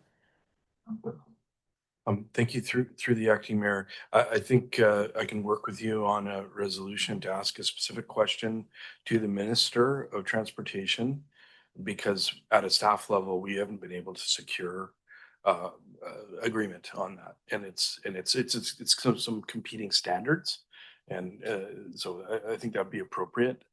So I can work with you if you'd like for that, or council can give direction that we prepare a letter to the Minister of Transportation and Transit requesting confirmation of the restrictions on pedestrian crossings on Cliff Avenue in I can't remember the Mansfield crossing area or something. If you want that kind of response back, because it's a technical question. This area they're saying is an inappropriate location because of existing signalized intersections. Like this, it's a technical engineering response to a desire from our community to have kind of like a walkable or accessible intersection in this area. Well, I think if we were going to write a letter to the minister, I'd rather just ask for the crossing and have them provide the formal response as to why we can't have it, as opposed to just assuming that the answer is no before receiving the formal response. So I guess I'll move that council write a letter to the Minister of Transportation and Transit requesting a pedestrian controlled crossing at Mansfield and Cliff Avenue.